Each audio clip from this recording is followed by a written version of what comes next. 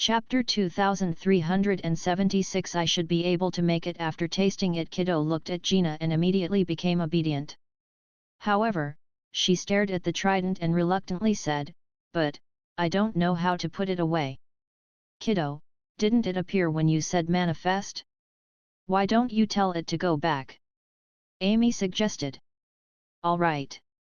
Kiddo nodded before shouting at that trident, "Go back." Swoosh! A golden light flashed and the trident instantly shrunk into a small dot of light and disappeared. Everyone! Was it really that sloppy? All right, let's eat. Don't summon it, it will in the future. Gina gave Kiddo a piece of red braised pork. Although her gaze was still indulging, her tone was stern. "Oh okay," Kiddo answered innocently before chewing on the sweet and soft red braised pork happily. Kiddo's accidental reveal made everyone even more curious about her background. Even though they didn't know where the trident came from, that aura and presence couldn't fool them. The little cutie that Gina brought back had a formidable background. Mag scooped out a bowl of rice for himself before he mildly said, "Kiddo is still little, so let's not spread what just happened outside the restaurant." It wasn't that he didn't trust the maidens, but their identities were special. They could get in touch with the true figures at the Norland continent's pinnacle. It would inevitably cause some trouble if they accidentally leaked the news about Kiddo. The maidens were thoughtful before nodding to show their understanding. "Little Anna, why didn't you register for my class?" Mag asked Anna smilingly. "The teachers said I can only choose one practical course." Anna put down her chopsticks. "So, you chose Shirley's class and forewent mine." Mag looked hurt. "I can always learn how to cook from Uncle Mag after school. There will be no delay at all." Anna blinked smilingly and said with a hint of craftiness, "And, I can learn from you every single day." "Nope. I have off days too." Mag shook his head. "You can at most learn for 6 days in a week." "All right. I can learn archery and magic from Big Sister Shirley on that remaining day." Anna nodded with a smile. Shirley scooped another bowl of rice for Anna with a smile. "I think I'm almost full," Anna said to her. "If you want to grow taller to join Boss God of Cookery's advanced class, then finish it," Shirley faintly answered. "All right." Anna picked up the chopsticks and tucked in. There were only a few tables of customers during lunchtime at Dukas restaurant, which was beginning to fall out of favor. It was very different from their heyday when they had a full house every day. The owner, Alva, sat behind the counter with a frown. He sighed and then walked to the back kitchen to ask Beat, who was staring at the stove in a daze, "I heard that Mamie restaurant had released a new product yesterday. It's a large yellow croaker that costs 5,000 copper coins each. Can you learn how to make it?" Beat cast a glance at Alva and shook his head reluctantly and sullenly. No one can successfully replicate his dishes. Ever since Mamie Restaurant took the title of the #1 restaurant in Chaos City from Dukas Restaurant began to go into a decline.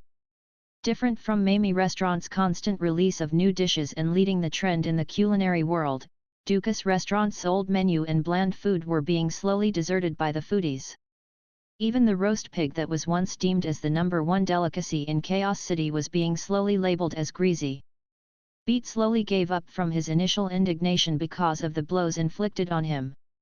Now, Mamie Restaurant had become the Chaos City's rich people's top choice. They would rather line up for 1 to 2 hours than to come eat at Dukas Restaurant. And besides Mamie Restaurant, there was also Mana Hot Pot Restaurant. That huge hot pot restaurant had taken most of the customers that Mamie Restaurant couldn't entertain. Other than that, many restaurants that imitated the Mamie Restaurant's menu appeared on Aiden Square. Even though their tastes were far inferior, they were full of gimmicks. They gave those customers, who couldn't afford to eat at Mamie Restaurant, a place to try out the menu. They, too, attracted a lot of customers. Due to all the factors, the current Dukas restaurant would only have a few private rooms booked by the customers who needed a quiet place to talk about business. The spacious hall only had a spattering of customers, who were even fewer than the service staff. Elves scratched his head as he looked at the slack chefs and staff members and clenched his teeth. Our restaurant is going to close if we don't make any changes. I don't care what you do, but you have to learn how to cook that dish and then make it as our restaurant's new signature dish. Even if it's just a gimmick, it will at least bring us some customers. Beat wanted to reject Alva. The pride of a chef had prevented him from doing such a thing. You won't be able to find another job as a chef if Dukas closes down, Alva said in a cold voice. Beat froze and lowered his head gradually. He mumbled his agreement in a low voice. I will cancel all the appointments tonight and you will go to Mamie restaurant to taste how he makes that fish. Apparently, its cooking method is very simple. Alva sized up Beat. I suggest that you go back to change and disguise yourself first. There is a barber at the west of the city who is quite good at this. Beat nodded. He removed his apron and went out. He turned around to look at Dukas restaurant's signboard. Beat's expression was a little complex. He created this restaurant's reputation from scratch and now he could only watch it deteriorate helplessly. He even had to go steal some other chef's dishes. I can't watch you collapse. Beat strode away. In the evening, Beat, who had changed into a black luxurious robe and disguised himself, appeared in the lines outside of Mamie restaurant. His eyebrows were thickened and his fair face was darkened. A thick beard had hidden almost half of his face. He looked completely different from his usual self. Beat tidied his clothes carefully with a hint of nervousness. This was his first time eating at Mamie restaurant. He really didn't want to be recognized. It would be embarrassing. However, he heard the customers around him discuss about Mamie restaurant's dishes with enthusiasm, becoming friends over a dish or having a heated argument over a dish's flavor. Beat felt very good about this pure feeling of meeting and bonding over a dish. It's just a dish. I should be able to make it after tasting it, Beat thought. He looked up at the restaurant's signboard. One day, he was going to take everything that he had lost back. Welcome to Mamie restaurant. The restaurant's door opened outwards and Mag came out with a smile. Chapter 2377 Did he learn it? Beat, male, human, 45 years old. Mag looked at this tall strapping man with a dark complexion and beard, who looked like a traveling trader and smiled. The chef of Dukas restaurant. They had just competed with each other not long ago, so naturally Mag wasn't going to forget him. However, his disguise was very well done. If the omniscient door hadn't reminded him, Mag wouldn't have recognized him. However, what was he doing at Mamie restaurant at this time instead of being busy in the Dukas restaurant's kitchen? In Mag's impression, Dukas restaurant had a brisk business. Perhaps he came here to learn from me. Mag raised his eyebrows thoughtfully as he nodded to Beat with a smile. He didn't say anything. In recent times, some of Mamie restaurant's customers were chefs from the other restaurants. Mag knew that very well. The most distinctive characteristics of these people were that they came for the same dish for a few days in a row. They ate slowly and tasted the food carefully. They looked perplexed and troubled most of the time. Beat went into the restaurant and looked around. He chose a position near the kitchen and sat down. He could see the interior of the kitchen through the crystal. This was his first time in Mamie restaurant. Even though he had heard many rumors and news, he was still a little shocked to see this bold kitchen's design. One had to know that the secrecy of the recipes was of the utmost importance to the chefs. They always wished to be alone whenever they were cooking to prevent their recipes from getting stolen. Just like how he made the sauce and condiments for the marinating and roasting in advance at home and then brought them to the restaurant when he was making the roast pigs. And, only he knew about the marinating techniques and roasting secrets. This was the reason that he could be the chef of Dukas restaurant for over 10 years. This was also a chef's means to survive in the professional world. However, Mag changed this rule. He opened up the kitchen and let everyone see what he was doing. Mag was the most highly sought-after chef on the Norland continent now and he was famous all over due to the Gourmet magazine's promotion. In the restaurant right now, Beat had observed more than 8 chefs, including the one sitting next to him. They had the same objective as him. However, Mag didn't care about these peeping toms and copycats at all. He even shared the eggplant with garlic sauce's recipe in the gourmet magazines and the red braised pork's recipe in a children's picture book. He was so open and aboveboard, making Beat feel like a despicable rat. He shifted his body comfortably. However, he had no choice. He had to save his professional career and Dukas restaurant, which was in a dire situation. Just this one time. After learning how to make this dish, I'll never do anything like this again, Beat thought as he flipped open the menu. The exquisite dishes on the menu made him feel reverent. As a chef, he knew how difficult it was to create a delicacy. Mag's creativity was astonishing. Every dish on the menu was so unique. He used all kinds of cooking methods and put all kinds of seemingly incompatible food together to create one delicacy after another. Then, his gaze landed on that golden steamed large yellow croaker. This was a fish that Beat had never seen before. It should be some kind of marine fish. It looked as though it was made out of gold as it glittered. Compared to the spicy grilled fish and steamed fish head with diced hot red peppers that were covered with chopped chili, the steamed large yellow croaker looked much lighter in flavor. Yabimiya walked to the table and asked Beat, "What would you like to order, sir?" "I would like to have the steamed large yellow croaker and a helping of the eggplant with garlic sauce," Beat closed the menu and replied. "Sure, please give us some time." Mia nodded with a smile. Beat leaned against his seat looking as though he was watching the chef getting busy in the kitchen. This was also the entertainment for the customers who sat around the kitchen. The orders were sent to the kitchen. Beat watched Mag scoop out the fried rice, take out 10 beggars chicken from the oven and brought 2 servings of Buddha jumps over the wall to the serving area before walking over to the fish tank. "Here it comes." Beat leaned forward slightly and watched Mag closely. Analyzing the cooking method of a dish naturally wasn't as efficient as watching the chef cook it personally. Ingredients, heat control, and steps. One would need a long time to analyze all that, but he was confident that he could learn how to do it just by watching Mag do it once. Mag reached into the fish tank and one large yellow croaker was in his grasp when he pulled his hand out. Cutting open the fish, washing it, steaming it. Mag's actions were so fast that Beat's eyes couldn't catch up with him at all. In the meantime, Mag was also serving over 100 beef kebabs and 2 helpings of steaks.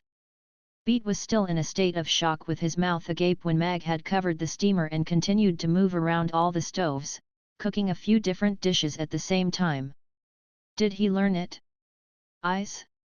Hands? Yes. He couldn't even see what Mag did clearly. His actions were too fast and he did too many tasks in a short period of time. Beat couldn't follow his tempo at all. He could only see a few steps vaguely, but he couldn't see what condiments and side ingredients Mag used. "Seems like I have to replicate it with tasting." Beat felt grave.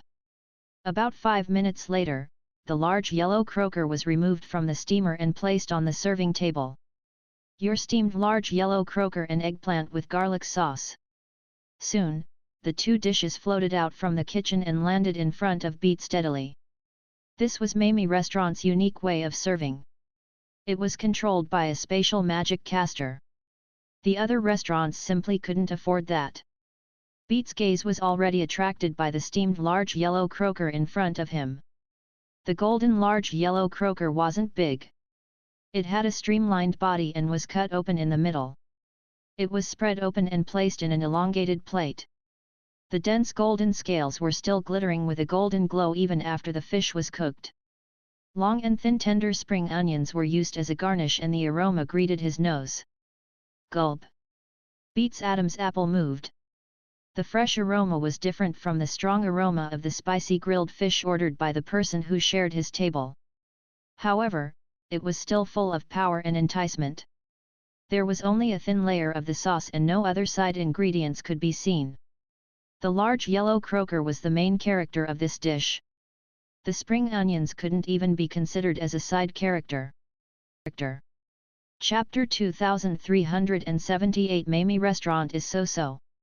However, one had to admit that steaming helped to retain this large yellow croaker's appearance. Its gleaming golden scales had a glow of their own, making the fish the brightest star on the table. Spring onions and fish. Beat quickly noted down.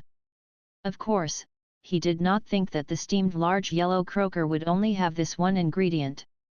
Chefs would usually remove the ingredients and spices affecting the overall appearance of the dish before adding some pretty garnish that might have nothing to do with the entire cooking process. Beat picked up his chopsticks and gently used them to slice the fish open. The golden scales fell to the sides of the fish, revealing the tender, white meat underneath. He first picked up a piece of meat from the upper part of the fish's body. The meat was covered by the scales and was not submerged in the gravy, so it should be the simplest, purest taste of the fish. That would best display a chef's standard. The moment the fish entered his mouth, Beat could taste its tenderness and freshness at the tip of his tongue. It also had a hint of savory fragrance. It was a really pure and natural taste that one would fall deeply into. There was no hint of fishiness, and this shocked Beat. One had to know that other than the faint savory fragrance, Beat did not even taste any spice or seasoning. It was the taste of the large yellow croaker itself. Beat was 100% sure that this was a saltwater fish, and such fish did not exist on land. Steaming the fish would bring out its taste the best, and the perfect control over the fire made the meat tender and chewy, making it irresistible. After that, he took a piece of meat from the tail area. It was just covered by the gravy, so it should be the part that was the most flavorful. The meat was still as fresh, but after being submerged in the gravy, it carried along the fragrance of the sauce, which infused perfectly with the taste of the fish to bring out a new flavor. Beat could not tell what sauce it was. It did not have a strong taste, but it had a unique fragrance that complemented the steamed fish perfectly. Beat raised his eyebrows but could not help but close his eyes. Other than the fragrance of the sauce, he seemed to be able to detect a few other seasonings and ingredients in the gravy. The taste of these ingredients was so light that they seemed to only play a small supporting role, yet that was the cherry on top of the cake which made the flavor of the steamed large yellow croaker go up to the next level. However, he could not seem to find the correct seasoning and ingredients from among the ones he knew of. He took one bite after another, yet his eyebrows were tightly knitted together. His hairdo was also ruffled by him. What a distressing delicacy! He had no idea what made it so delicious. However, he was not the only one with such a reaction. The middle-aged man sitting beside him was hissing while eating the spicy grilled fish. His eyes were red and he looked at the grilled fish with frustration. He had already finished half the fish and his lips were all swollen, yet he still had not figured out how this spicy grilled fish was done. Beat's steamed large yellow croaker was left with only the bones in no time at all. He stared at the plate silently for a while before proceeding to drink the gravy. After that, he finished the gravy and fell silent again. After a while, he looked at the eggplant with garlic sauce, finished 2 bowls of rice, and left after footing the bill. "I'm so full." When he walked out of Mamie Restaurant, Beat rubbed his tummy. This was actually the best meal he had had for a long while. "Here." Elves stuck his head out from a horse-drawn carriage parked at the side as he waved to Beat. Beat looked around and quickly walked towards the horse-drawn carriage after making sure that no one took notice of them. The horse-drawn carriage left Mamie Restaurant. Alva looked at Beat, who was sitting in front of him, excitedly and asked, "Have you learned it?" Beat wanted to shake his head, but after seeing Alva's curious gaze, he changed his mind and nodded. "Yes. That's great. Go make one when you return. If the taste is good, we'll have a new product to launch tomorrow." Alva said agitatedly. "I'm afraid that won't do." Beat shook his head. "Why not?" Alva's smile disappeared. "You're lying. To make the steamed large yellow croaker, you have to first find a stable supply for the large yellow croaker. The core of this dish is the large yellow croaker. You can't do it with other fishes," Beat said. Alva smiled. "It's just a fish. If he can buy it, we can too." This should be a saltwater fish. Although there are seafood merchants in Chaos City, their supplies are not stable. Besides, I haven't seen them carry this type of fish. Alva frowned. However, he still dismissed it, saying, "Don't worry about that. I will solve the fish problem. You go back and study how exactly this steamed large yellow croaker was made and try to replicate it perfectly." "All right." Beat nodded without saying another word. If Alva really could find the large yellow croaker, he would be confident to make such a delicious steamed large yellow croaker. This fish tastes good by simply just steaming it. Even if he could not replicate Mag's recipe accurately, as long as he could make a gravy that tasted similar and control the fire, he should be able to come up with a decent steamed large yellow croaker. If Alva can't find the fish, that would be even better. There would not be a steamed large yellow croaker without a large yellow croaker. And that way it would not be his fault there are more and more chefs coming over to the restaurant to eat recently. There are also more restaurants in Aiden Square with the same menu as us. "Boss, aren't you going to do anything about it?" Mia complained at night after work. "Yeah, I even heard someone say that the braised chicken was so-so yesterday on the streets. That person said that the meat was dry and hard, and that it did not live up to its reputation. She even said that Mamie restaurant is so-so." Babla chimed in. "But she went to the small, dark restaurant at the roadside. They called it braised chicken and rice, but we are the ones who get the bad review. How infuriating. The worst part was that I saw a new restaurant opened by the road called Mommy Restaurant. Isn't that swindling?" The ladies spoke one after another about what they saw and heard recently, expressing their dissatisfaction. However, Mag smiled and said, "There's no need to be troubled by that. At least for now, it seems that the food and beverages industry in Chaos City is doing well. It is not as boring as it was before, selling only one kind of food. Most industries start from imitating before they can develop rapidly. I am actually very happy to share the methods and recipes with them." Chapter 2379 Monkey is a Girl.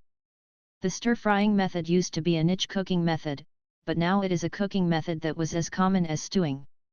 The sharing of the eggplant with garlic sauces recipe was a very important catalyst. Sauté, bake, sear. All the different cooking methods slowly became more well-known and liked after Mamie Restaurant's promotion. Of course, one definitely couldn't say that Mag had created these cooking methods. But, he achieved the effect of promotion. If the method of cooking scrumptious food was only grasped in the hands of a few, this world would be too boring. Letting more people know about more cooking methods in different territories might create dishes that were surprising. If the people who lived by the sea only knew how to boil and steam seafood, wasn't that wasting the barbecue and hot pot? If the herders on the grassland only knew how to roast and stew beef and mutton, wouldn't they have missed out on the braised beef and dried beef? Mag hoped that one day if ever someone else transmigrated from Earth to this world, they wouldn't die immediately because they were choked to death by a pancake. Instead, they would marvel at the food in this world because it was so diversified and distinctive, yet a little familiar. However, he simply couldn't tolerate certain things. "Where is that so-called Mommy Restaurant?" Mag asked Gina. Gina pointed at a place as she answered, "It's over there and it's quite a big restaurant. It was just opened 2 days ago and its renovation style is very similar to our restaurant. This is too much. This is an outright fake and we will be blamed if someone falls sick after eating it. We have to take care of it." The maidens also spoke up angrily. "I'll go take a look tomorrow." Mag nodded with a smile. He also wanted to know who the person was who opened this counterfeit restaurant. The restaurant was cleaned and the ladies returned to their dormitory. Annie went upstairs to draw and Kiddo and Amy were playing hide and seek. They were sweating profusely and not at all sleepy. Hide and seek was a great game, but it was hard on the duck. As the victim of this game, Ugly Duckling had already chased after the children for the entire night. Kiddo ran behind a pillar, poked her head out and made a funny face at Ugly Duckling. "Over here, Ugly Duckling. Come and chase me. Amy climbed onto the ceiling beam and waved at Ugly Duckling. I'm over here. Come and catch me, Ugly Duckling. Ugly Duckling moved its head around and it didn't know who to go after. Most importantly, it couldn't afford to annoy or anger either of them. All right, my little princesses. The game is over and we should go upstairs to wash up and sleep. Mag came over with a smile and rubbed Ugly Duckling's head before opening his arms wide to Amy on the beam and saying, Come, little Amy. Jump down. Father will catch you. Then, I will jump. Amy leaped down and was caught by Mag gently. He kissed her on the forehead before putting her down. I also want a hug. I also want to be lifted up. I also want a kiss. Kiddo ran out from the pillar, hugged Mag's thigh and started crawling upwards. All right, all right. Kiddo gets a hug, a lift, and a kiss too. Mag lifted the little one above his head and tossed her upwards gently. He caught her and tossed her up gently again. Kiddo's bell-like laughter echoed in the restaurant. All right. You should go upstairs to sleep now. Mag kissed Kiddo and then put her down. Ugly Duckling slumped on the floor, completely spent as it looked at Mag gratefully. Let's go. I'll bring you two to wash up. Gina came over with a smile and casually cast two colorful bubbles onto the two little ones. The bubbles engulfed the two little ones like an air shroud before floating upstairs lightly. We're flying in bubbles. It's so fun. The two little ones floated away happily. Mag watched Gina's retreating back with a hint of sadness. She was still a maiden who loved to greet people with a hug 1 month ago. Why did she feel like an old mother right now? Mag saw the two little ones waiting at the door in their pajamas after he went upstairs to take a bath and change into a bathrobe. Why are you two not lying on the bed? Mag asked smilingly. We want to listen to Father's stories before we sleep. Yes. Kiddo wants to listen to the story of Monkey Subdues White Skeleton Demon. The two little ones stared at Mag and spoke expectantly. I want to listen to it too. Annie poked her head out from behind the door and looked at Mag expectantly too. Do you mind if I listen in as well? Gina walked out slowly. All right. Since you all like to listen to stories so much, I'll continue with the story of Monkey Subdues White Skeleton Demon that we started previously.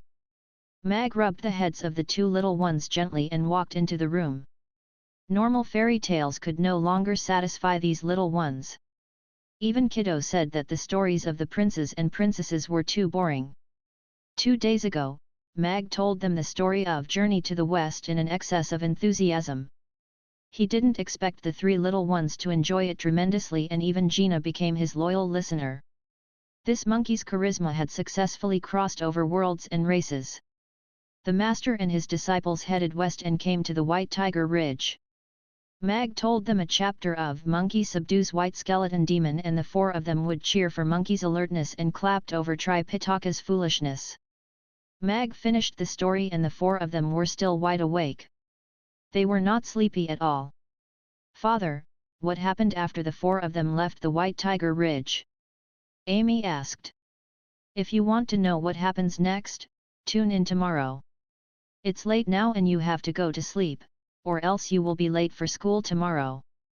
Mag stopped a story at a climax to keep them in suspense. It was also a problem when the story was too interesting. It made the children too engrossed and unable to fall asleep. Father, is Monkey a big sister or a big brother? Kiddo asked curiously. Of course, he is a big brother, Mag replied with a smile. You said Monkey came out from a rock, so why can't Monkey be a big sister?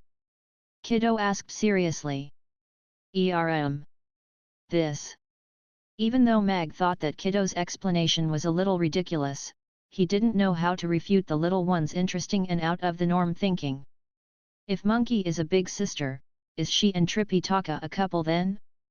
That's why she stayed loyal even though Tripitaka bullied her so many times? This is so sweet. Annie propped her chin on her hands and pondered. But if Monkey is a guy, isn't that even sweeter? Gina thought. Chapter 2380. Will I be acting as a utility man? I'm just curious about why you have never told me these stories before. Monkey, The Little Mermaid, Snow White. Where did you get these stories from? Irina said to Mag smilingly. Actually, I have always been curious about the life you led in the past 3 years. What made you turn into who you are now? Being a dad who has to take care of his child alone is an unprecedented challenge to me. I need to have more courage than in any of the fights I had before. Mag sat next to the window and caressed Irina's soft long hair gently as he smilingly said, "It may not need you to have a powerful might, but you need to have a lot of knowledge to handle the children's sudden questions, good culinary skills to satisfy their cravings, and small tricks to handle all children's matters." Irina sat up and looked at Mag with a gentle gaze. She smiled and then hugged Mag tightly. "When I was in the tree, I was worried that you couldn't take care of yourself and Amy, but you did much better than what I imagined. You are a good father." Mag hugged her with a smile and whispered into her ear gently, "I just did what I am supposed to do. I hope to give you guys a comfortable life." Then, Irina curved her lips and said in a low voice, "Tell me the story of Journey to the West alone." "Hey!" Mag's hand that was moving downwards, halted. One row 2, in the backstage of Black Cat Opera House. Vicky watched as the actors asked Angela, who was removing her makeup, "You've been here for a few days. How are you feeling now?" Angela turned to look at her and smilingly said, "I feel that acting is quite fun and much simpler than I have imagined." There was a hint of seduction in this woman's every move. It wasn't an exaggeration to say that she was a natural seductress. Even Vicky was stunned for a moment. "Simple?" Vicky frowned. "You are saying that performing is a simple thing?" The relaxed backstage began to quiet down. All the opera actors turned to look at Angela with a piteous look. Angela nodded. "Based on what I have seen recently, I don't think it's difficult yet." Vicky crossed her arms and sternly said, "All right, show me a nervous expression. There are many kinds of nervousness. What kind do you want me to perform?" Angela stood up and asked with an equally serious expression. "You need to pee urgently. There's no toilet or bushes nearby and you are surrounded by men," Vicky said coldly. Angela snapped her long and shapely legs together and clenched her fists. She leaned forward a little and bit on her lower lip. Her watery eyes looked around with an urgent expression with a hint of nervousness and shyness. She portrayed it rather accurately. The senior actors present all nodded, recognizing Angela's performance. Vicky was stunned. She didn't expect Angela's actions and expressions to be so on point, and the shyness in her eyes made people feel sorry for her. That wasn't something that a normal actor could have portrayed easily. Vicky continued to say coldly, "You're pressed against the wall by a man you like, but you accidentally farted." Won all the actors present. Angela was also taken aback, but she soon raised her eyebrows and took 2 steps backwards to lean against the wall. She lifted her chin up slightly, immersing into the character that was being pressed against the wall. She crossed her arms across her body nervously and pursed her lips together. There was a hint of shyness and gladness in her soft and bright eyes. She looked like a beautiful maiden who had just met the man of her dreams. She displayed 70% of innocence with 30% of allureness perfectly. All the men present were stunned. They seemed to have seen a hint of their first love. Then, her expression suddenly froze and then turned nervous. Her gaze became shifty and her feet moved backwards a little, touching the wall completely.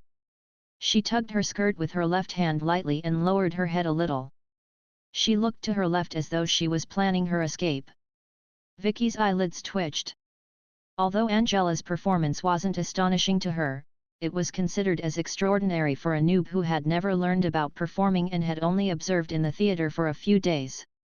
If she expressed it in another form, she was born to be an actor. Her actions were designed on point and her micro-expressions were perfect. Her initial shy and expectant look was enough to move most of the men, and her latter embarrassed expression due to farting accidentally was also equally adorable. Vicky had already guessed that Angela was the main female lead for the new movie when Mag sent her over. At first, Vicky wasn't convinced. She believed her acting skills definitely crushed hers. But now, she was convinced by Mag's choice. Although Angela wasn't a professional actor, she had a great natural talent and a strong learning ability. Most importantly, she was highly compatible with the character. Based on her earlier performance, Vicky had already found her female lead. There was probably no one else who was more suitable to play the female lead than Angela in this world. Vicky looked at Angela with a gentler gaze as she nodded. From tomorrow on, you will learn to perform from me. Performance is an art form. You still have a long way to go before you can become an outstanding actor. That's all.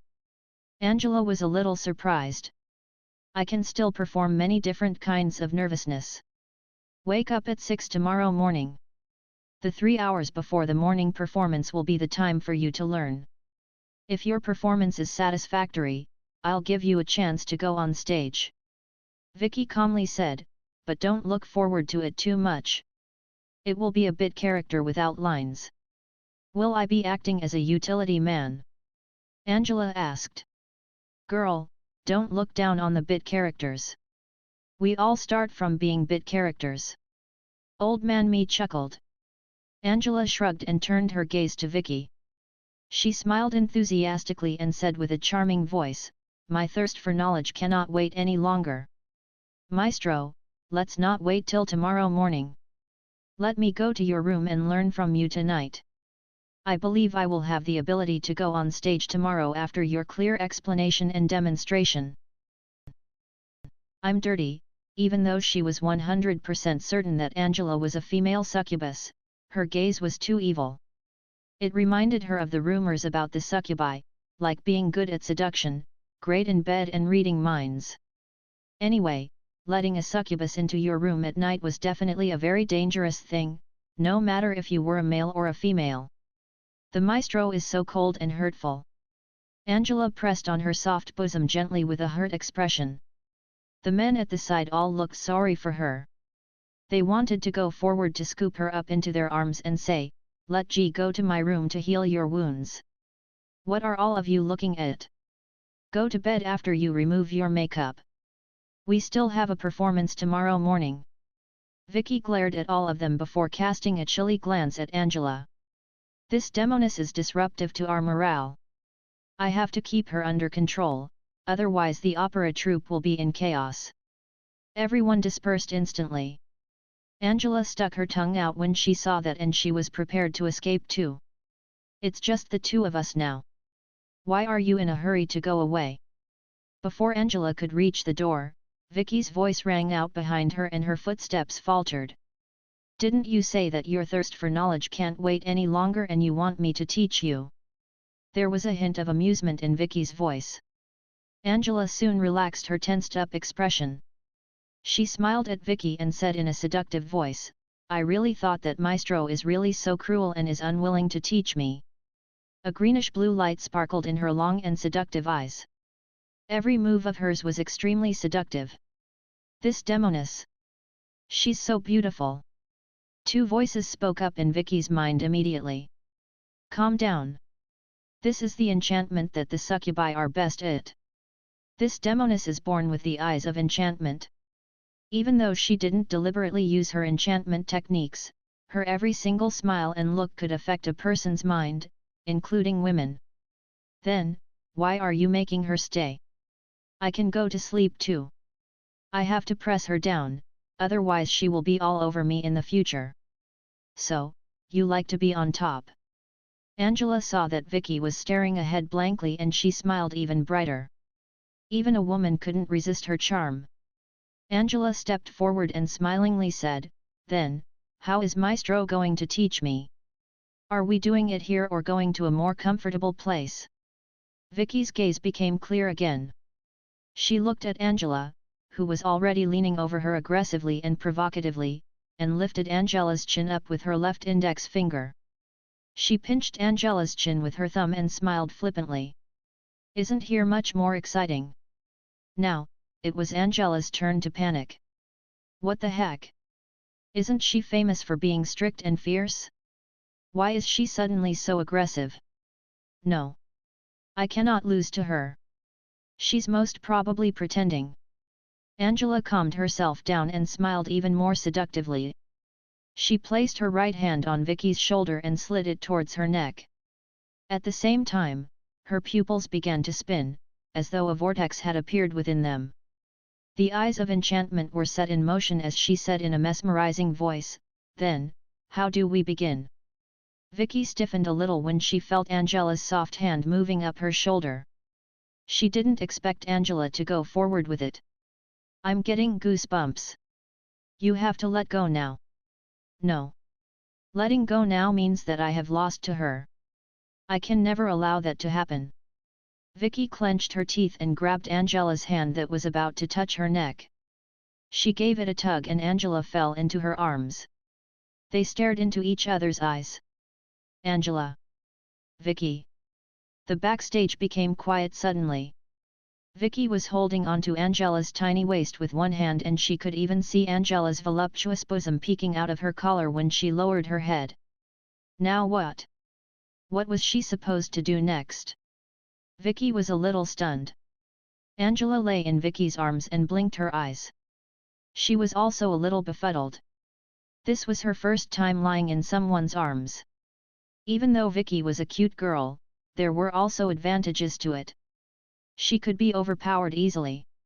At a time like this, she felt her brain was still rather inadequate even though she had plenty of theoretical knowledge. "Silence! Silence!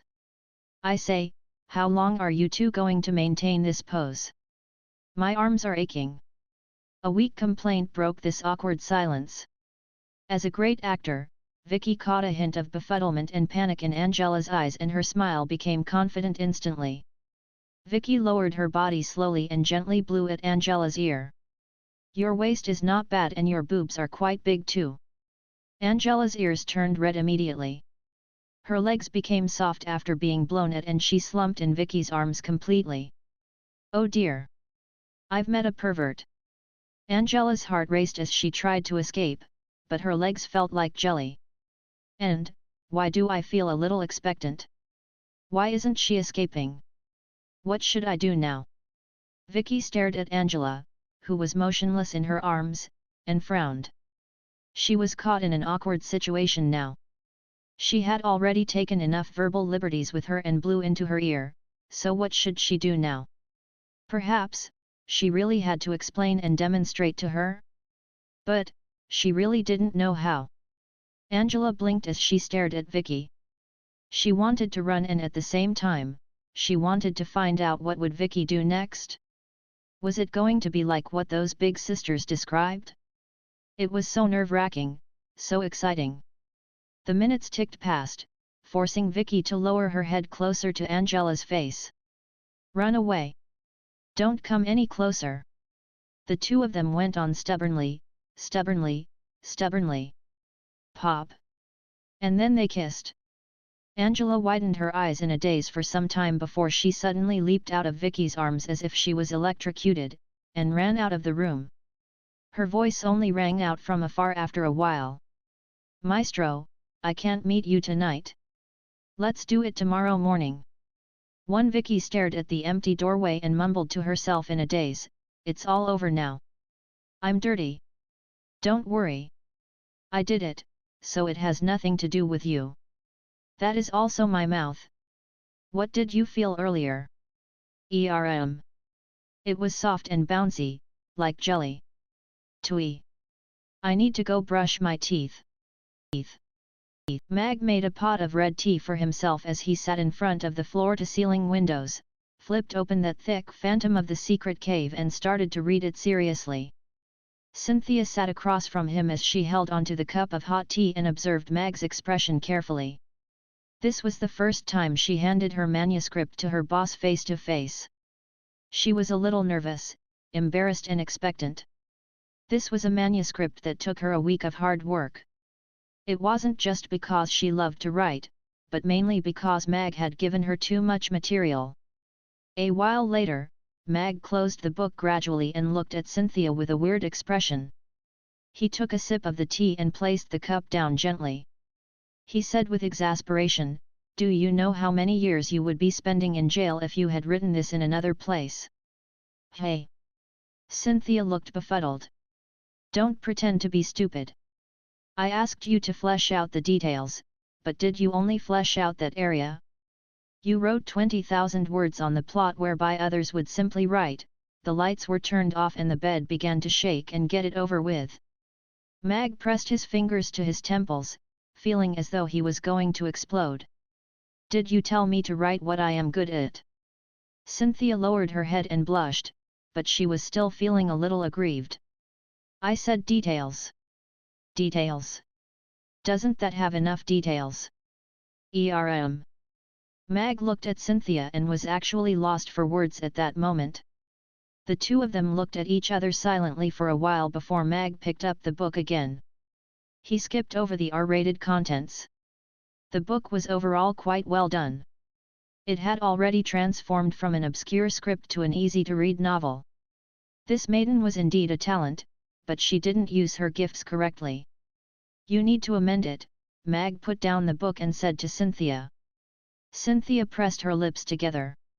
She was most afraid of the editor telling her to amend her manuscript. It was worse than writing it. "How shall I amend it?" Cynthia couldn't afford to offend her boss, so she could only ask how to do it. "Change the R-rated parts to what children can read," Mag answered. Cynthia blinked and said, "What about the specific standards?" Mag pondered seriously for a while before saying, "Don't write about anything below the neck." "A world where only the head exists!" Cynthia exclaimed.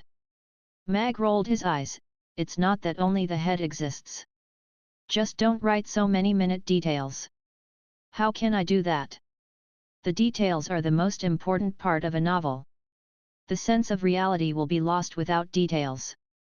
I cannot accept such amendment suggestions." Cynthia refuted. Mag was surprised with Cynthia's rebuttal and he murmured, "But this is a book that we need to promote to a wider audience. Then just don't allow the children to read it. It's not as though only the children read novels in this world, and I'm not writing children's literature, so why should I accommodate them? It isn't as though they can't see pretty ladies in short skirts and tank tops when I don't write about them in my book. They can still read about these books secretly when they can't do it aboveboard," Cynthia said with a serious expression and a confident tone. Mag couldn't help but smile as he looked at Cynthia. He nodded and replied, "All right. Let's not do it according to that standard. However, you still have to censor those parts. This is a proper novel. Focusing on describing the male lead and the female lead's relationship, and how they face their enemies together will be enough to prop up the story. I hope this novel will be popular because the story plot is excellent and not because it's great for reading secretly. But put your name Cynthia at the back of the book if you insist on adding this plot line," Mag said faintly. Cynthia opened her mouth, but she eventually nodded obediently. All right. She could never do such a shameless thing like putting her real name on the book. Moreover, just as Mag said, this was an outstanding story. The story's brilliance wouldn't be affected even without all those plot lines, and it would have even more readers instead. Take it back and amend it first. You can keep the contents. If this book becomes popular, you can publish it as fanfiction for adults. Mag pushed the book towards Cynthia. Am I allowed to do that? Cynthia's eyes lit up. Mag gave her another way out just as she was lamenting over the loss of her content that was written painstakingly. The premise is that the novel has to be popular first, Mag said smilingly, therefore, go back and edit it carefully. All right, then I shall go back first. Cynthia put down her cup, picked up the book on the table and left. It's rare to see such a hard-working author, Mag mumbled to himself with a smile as he watched Cynthia walk away. After drinking 2 cups of tea, Mag got up and left with his bicycle. Other than going to Hope School to teach the children, Mag had built a movie studio in the Magic Beast mountain range beyond the city. Locations were naturally very important when one wanted to make movies. Mag couldn't find appropriate locations to film after going around Chaos City, so he decided to spend the money to build them himself. He had altered the story of a Chinese ghost story. The story no longer took place in Lan Ruo Temple. Instead, it took place in a cave. The male lead was no longer a scholar who couldn't find a place to stay for the night. Instead, he was a chef who entered a cave by mistake when he was searching for ingredients. The cave was built on a cliff at the periphery of the Magic Beast mountain range. It was altered from a natural cave.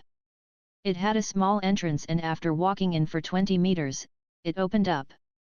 Mag chose this location because its interior was a huge natural cave. It would be a beautiful filming location after slight alterations. Furthermore, the interior of the cave was huge and satisfied most of the fighting scene's needs. The need to build more backdrops was greatly reduced. A group of elves was building the bamboo buildings when Mag arrived. An underground river flowed around the house gradually. Fish could be seen swimming happily in the clear water too. Luminous pearls were embedded at the top of the cave. Of course, they were not real luminous pearls. They were luminous pearl imitations and were much brighter than the luminous pearls.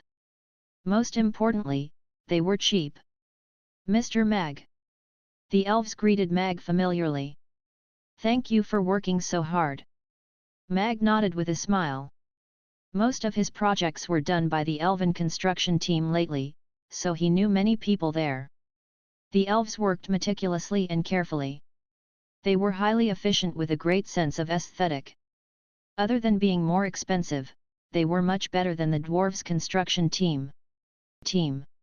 As for the outdoor portion, Mag had already planned it out. They would film at the Magic Beast Forest. That way, they would even save on hiring kale fares. The magic beasts could make up the numbers for the villains. Of course, to enhance the visual effects and impact, Mag was even ready to go to the Demon Islands to shoot. Mag rode on his bicycle, which was adjusted to the mountainous terrain, and bumped into the Rose mercenary squad that was about to hike up the mountain. Boss Mag, what are you doing here? Sivir was a little surprised. Skol, Scott, and the rest all greeted Mag to take a look at the construction site here. Mag stopped his bicycle and looked at Sivir, who was dressed in black, and said with a smile, "Are you going into the mountain for a mission?" Sivir was confused as to why Mag had a construction site in the Magic Beast mountain range. However, she still answered, "Yes. I received a last-minute mission and we are about to go up the mountain to try my luck." Mag glanced at his watch. It was about noon. Mercenary squads usually would not choose such a time to go up the mountain, as the Magic Beast mountain range spelled danger the moment the sun sets. "Isn't it too late to go up the mountain now?" Mag asked as he looked at Sivir. He did not want this woman to think that just because she was lucky enough to have met him the previous time, it meant that the Rose mercenary squad was strong enough to do whatever they wanted in the Magic Beast mountain range. "Yes. Therefore, we're only here for a while today. We're just going to set up a few traps before heading back to the city." Sivir nodded. She somehow found Mag's words quite familiar. "Well, I wish you guys luck then. I am going back to prepare for the afternoon hours." Mag bade them farewell and rode down the mountain. He was unnecessarily worried. Sivir was a very experienced mercenary, and after what happened previously, she would not be foolish enough to put her members in unnecessary danger. "Boss Mag's two-wheeled vehicle is not bad. When I have the money, I'll get one too," Sydney said enviously as he watched Mag ride away. "Forget it, monkey, do you want to carry that thing up trees?" Scott mocked. Everyone laughed along and the atmosphere was joyous. Sivir looked away. She became serious. "Continue advancing. We've got to hurry up and leave the mountain range before the sun sets." The members all agreed and stopped joking around. Mag returned to the restaurant and saw that there was already a long queue outside. In the kitchen, Ferris and Camilla were doing the preparatory work. "First, is the tofu pudding ready?" Mag, who had changed into his chef's suit, asked while he went to the side to wash his hands. Yes, the tofu pudding is ready. The red braised pork and braised chicken are also cooking in the pot, Ferris said with a smile. Excellent. Thank you. Mag nodded. Ferris had been improving rapidly over the period of time, and after mastering how to make tofu pudding, she had also mastered the red braised pork and braised chicken. She also undertook almost all the preparatory work for most dishes, and that helped Mag significantly with his workload. The vegetables are all cut up too, Camilla said with a pout. Mag glanced at the neatly arranged ingredients and said with a smile, "Thank you, too." Done. Camilla retracted her fingerknives and walked out of the kitchen. When she passed by Mag, she told Mag telepathically, "Come meet me at the little forest at the western side of the square after we're closed for the day." That's not very appropriate. Mag raised his eyebrow and looked at Camilla. Camilla had already walked past him and did not give him a chance to reject her. A man and a woman meet in a little forest in the middle of the night. Mag decided to go over alone to see what she had up her sleeves. After lunch hours, Mag brought Yabimiya to Hope School for classes. It was Friday and his God of Cookery's advanced class was scheduled in the afternoon. The 32-person name list had not changed at the moment. Although there was a disparity in terms of talent, the children all displayed an immense passion for cooking, and that made Mag very glad. Teacher Mag. Just as Mag arrived at the training building, a child sitting on the staircase outside it stood up and went over to him excitedly. "Beck, why are you here so early?" Mag asked with a smile. "I wanted to come over earlier to practice because I am learning very slowly," Beck replied with an embarrassed smile. "Come on in." Mag pushed open the door with a smile and brought Beck into the hall. There was still about half an hour to the start of class, and Mag came earlier to prepare for the lesson. Beck would always be the first to arrive to wait for him at the training center. He would also be the last to leave after class so that he could practice a while more. This child's talent was mediocre and was neither the best nor the worst. However, he was small and lacking in strength compared to the other students. Fortunately, he was hard-working enough, and therefore, he could keep up with the class. The same old rules apply. You can work on your own but do not injure yourself, Mag reminded Beck and went upstairs alone. "All right," Beck quickly said and walked over to his cooking bench. In the training center, everything was the best. There are the sharpest knives, the strongest stove, and an endless supply of ingredients for one to practice their cutting skills. The second child to arrive at the training center was Farah. Mia opened the door for her. "Big sister Mia." Farah greeted warmly. Mia looked at Farah dotingly and pinched her little tuft of hair with a smile as she said, "You have a very pretty hairdo today, Farah, but there's just a little issue with the angle. Let me help you adjust it." Farah walked over obediently and lowered her head slightly to allow Mia to retie her hair. The little girl liked to use her short hair to cover her ears and most of her eyes, but she finally tied her hair up after Mia's encouragement, revealing her ears and her pretty face. How cute!" Mia gently pinched Farah's soft kitten ears. Farah blushed and said softly, "Thank you, big sister Mia. Are you intending to practice cooking or are you going to read today?" Mia asked. "Read," Farah said without a thought. "Go on. Teacher Mag is on the second floor. You can go to him for any book you want. You can read it at my office," Mia said with a smile. Farah smiled. She glanced at Beck, who was practicing his cutting skills very seriously, and tiptoed upstairs. "Yes." Farah nodded with a smile. She walked in and quickly took a chronicle of the Norland continent before walking out of Mag's office. "I didn't expect this last to be so interested in history," Mag murmured softly. Farah gave him and Mia a deep impression during their first lesson. She was a child who had low self-esteem. This child had shown an astonishing talent in learning to cook during their 2-week interaction. If Beck was a hard-working child with a normal aptitude, Farah would be the genius child. When the other children were still fretting over how to handle the board, the cleaver, and cutting the ingredients neatly, Farah had already finished preparing all the ingredients for the young Joe fried rice flawlessly.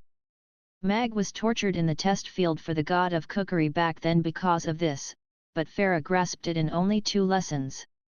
The cat tribe's bloodline gave her observation and control that were far above normal people's. Furthermore, she had a smart brain. Her talent in the culinary arts and interactions with Mia and her classmates seemed to have cheered her up. She looked more outgoing than before. However, she was still quiet, although she no longer hid in the corner and now had a new hobby of reading. Mag had everything, including a lot of books. Hence, she always came to the training center 30 minutes earlier to read. Farah returned to Mag's office 5 minutes before the lesson began. "If you like it, take it to read. Return it after you are done," Mag said with a smile. A hint of joy flashed through Farah's eyes, but she soon shook her head and said, "Mother said I have to finish my homework. I can't waste time doing other things." Mag helped her place the thick book back onto the shelf before asking her, "Tomorrow is Saturday and there is no class. Do you want to do some part-time work at the restaurant, Farah?" Farah's eyes lit up, but she soon had a hesitant expression. "Just tell your mother that I invited you to come over. Your learning process is different from your classmates, so I've decided to teach you different things," Mag smilingly said. A smile appeared on Farah's face as she asked Mag, "What time should I come to your restaurant tomorrow?" "Come to the restaurant at 6:30 a.m. You will work part-time for the whole day. You can experience what kind of work needs to be completed from the start to the end when you operate a restaurant." "Sure. I will arrive on time." Farah nodded before heading downstairs. Mag tidied up his teaching plans and went downstairs too. The children had already arrived, and they weren't idling around. They were practicing their cutting skills seriously. To become an excellent chef, having solid fundamentals was very important. Mag walked one round in the hall. He could gauge the students' current levels and if they had practiced at home just by looking at their work on the chopping boards. 2 classes in a week was too short to learn to cook. They couldn't improve if they didn't practice at home. Geniuses like Farah were the minority in the world. What made Mag glad was that most of the students' cutting skills had clear improvement. Their rate of improvement was different, but they all had signs of practice. Mag stopped next to a chubby youth, looked at the potato cubes of different sizes and calmly asked, "Clyde, you didn't touch the chef's knife after you went home, right?" The youth called Clyde blushed and put down his chef's knife. He lowered his head and said softly, Teacher, I don't have a chef's knife at home." "No chef's knife? My mother never cuts things up when she cooks. We use our hands to eat after the food is cooked. My father had a saber, but he never lets me touch it." Clyde lowered his head even more. He stole a peep at Mag, "But my mother promised me that she will buy a chef's knife for me soon and I can practice at home." Mag felt heartache and self-reproach as he looked at the youth whose head was lowered to his chest. "It's fine. Even though you didn't practice much, you have still improved compared to your previous lesson. Good job. You can do even better." Mag patted his shoulders gently. Clyde looked up at Mag with disbelief. He met Mag's encouraging eyes and a beam of light seemed to have shone into his heart. He felt motivated again. "Continue on," Mag said and walked to the next student. Looking at these children in their new uniforms, Mag would sometimes forget that their families were extremely poor. Some things that he thought were normal, weren't so for these children. To these poor children, their families even had problems filling up their stomachs. Getting them to practice their culinary skills at home was almost impossible. "All right, children. The practice before class is over now. We are not teaching cutting skills today. Let me introduce all the cooking utensils to you." Mag went up to the lectern, interrupted the students' cutting skills practice loudly and began his lesson. Yabimiya sat in the last row properly. She was taking down notes with a notebook. She looked like the 33rd student. Unwittingly, the bell for school dismissal rang. The children looked at Mag expectantly. Based on their lessons experience, Teacher Mag would make dinner for them and they could eat it before going home. "Children, I won't be making dinner for all of you today," Mag said with a smile. The children had ill-concealed disappointment on their faces. "However, I have prepared a gift for all of you." Mag pointed to the back of the training hall. The children turned to look behind them. They saw 32 black bags placed neatly next to the smiling Mia. The pot's handles were sticking out from the bags. "This is..." The children looked befuddled and perplexed. "You guys already have a rough understanding about being a chef after the past few days' lessons. In order to let you all better practice at home, I have prepared a pot and a chef's knife for each of you. There is also a bag of potatoes in the bag. The homework today is, cook dinner for your family members with the potatoes," Mag said with a smile. "Giving us a chef's knife and a metal pot." The children's eyes lit up. "Am I going to have my own chef's knife?" Clyde even jumped up in excitement. The children couldn't wait to show their family members their culinary skills now that they had the chef's knife, pot, potato, and side ingredients. Aren't they the god of cookery's advanced classes students? What are they carrying on their backs? School bags? No. It looks like a pot. See, there is even a handle. They even issued pots? Teacher Mag is rather interesting. The other teachers and children looked at the children from the god of cookery's advanced class with shock. Yabimiya helped Mag to pack up as she asked curiously, "Boss, didn't you say that you would only give them the chef's knife and pot after their culinary skills have gained your recognition?" "Giving them the chef's knife and pot as a recognition of their abilities was my original thought." Mag nodded with a smile. "However, I suddenly realized something today. Not all of these children will be able to reach the standard that I set, but if they have a knife which they could use and practice with daily, the chances of them reaching the standard will be much higher. It's enough as long as they work hard." Yabimiya nodded thoughtfully and said to Mag smilingly, "Boss, you're such a good man." Mag simply smiled and walked to the door. "We need to go back to start our operation." "Mother, I'm home." Farah walked into a dark and narrow house with a black bag on her back. A thin and crouching figure stood up next to the only small window in the house and poured some water into a broken terracotta bowl. She said to Farah smilingly, "Welcome home, Farah. Do you feel tired?" Farah took the terracotta bowl and finished the water in gulps. She smiled and said, "I'm not tired. Studying is not tiring at all." "What are you carrying?" Her mother noticed the black bag on Farah's back. "This is a gift from Teacher Mag.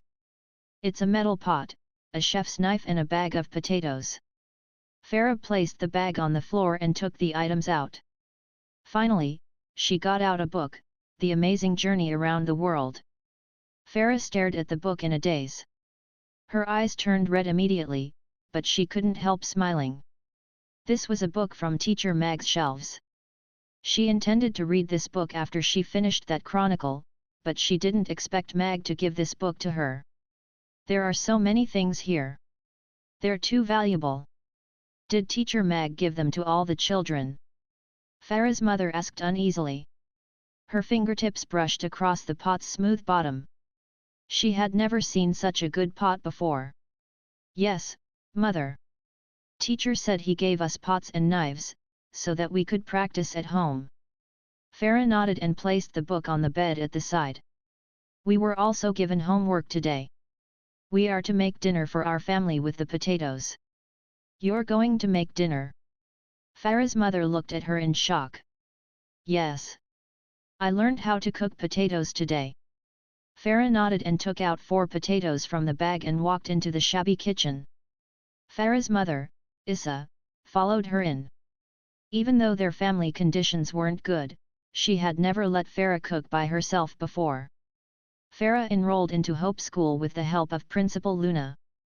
The child came home to tell her that she had gotten into the God of Cookery's advanced class and was going to learn to cook from the most formidable chef in the world the week before.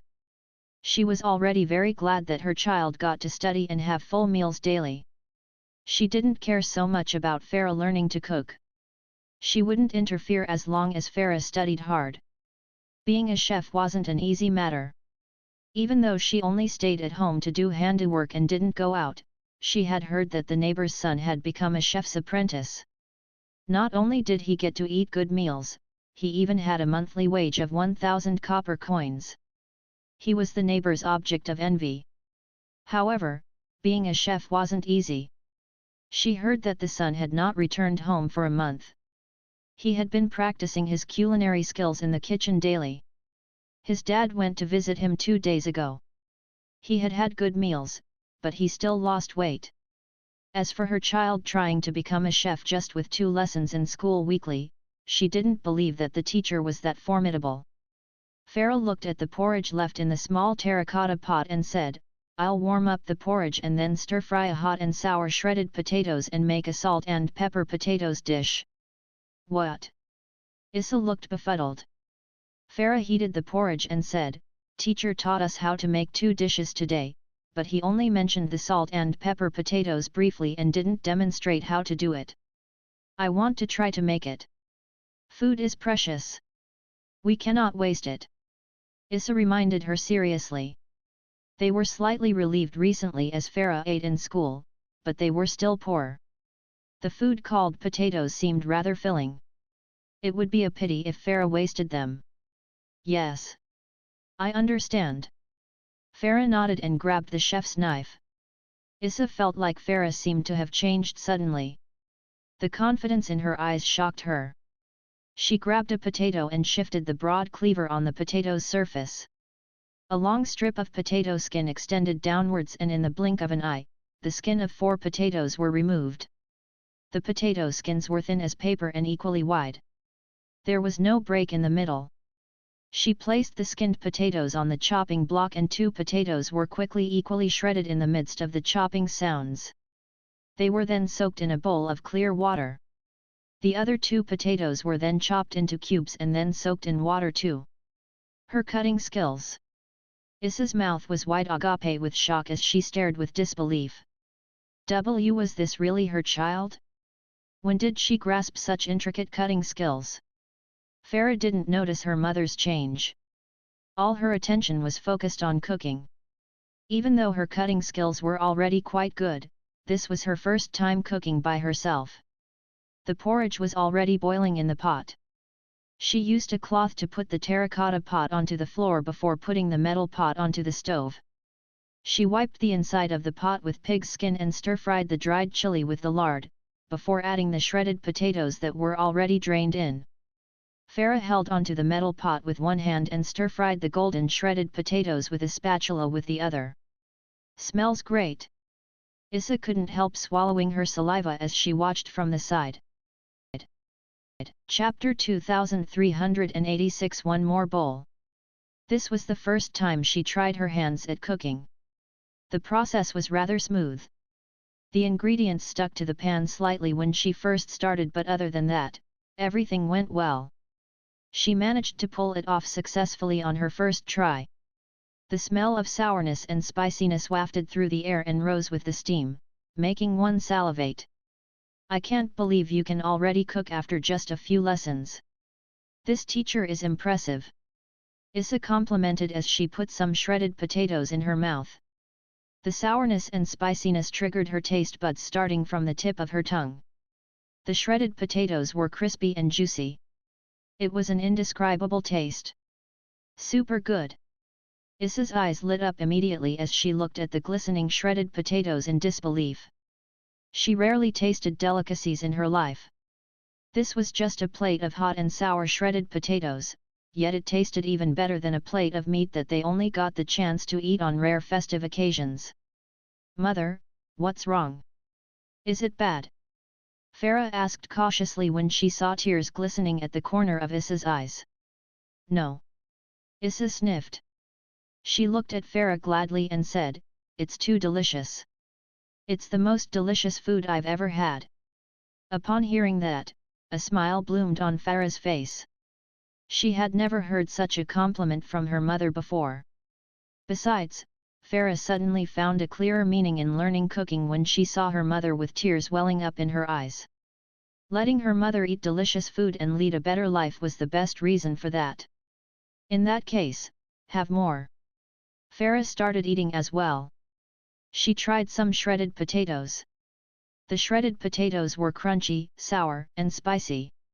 It was very refreshing and delicious, perfect to go with rice. However, Farah still felt that something was lacking.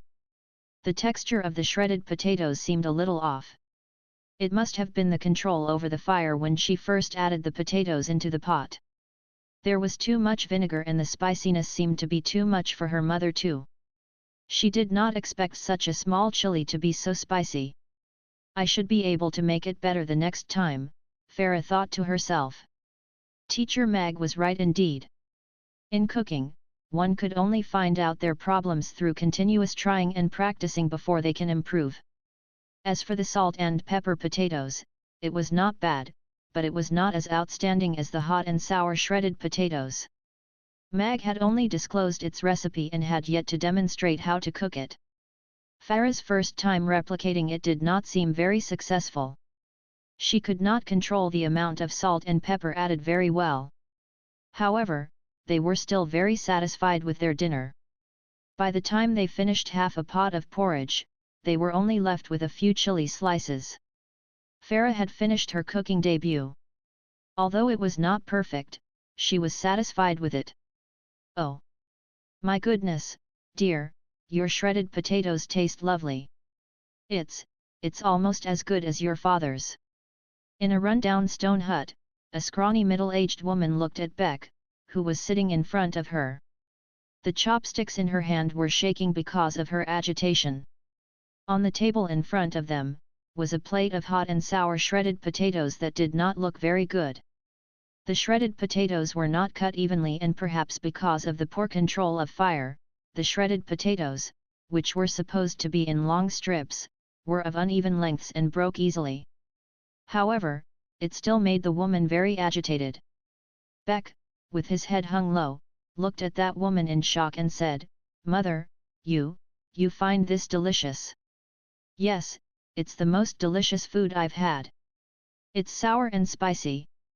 So delicious." The woman nodded with a smile. She picked up another strand of shredded potato and put it into her mouth. After that, she ate 2 mouthfuls of rice, swallowed the food, and said, "It goes so well with rice." Beck took a doubtful bite.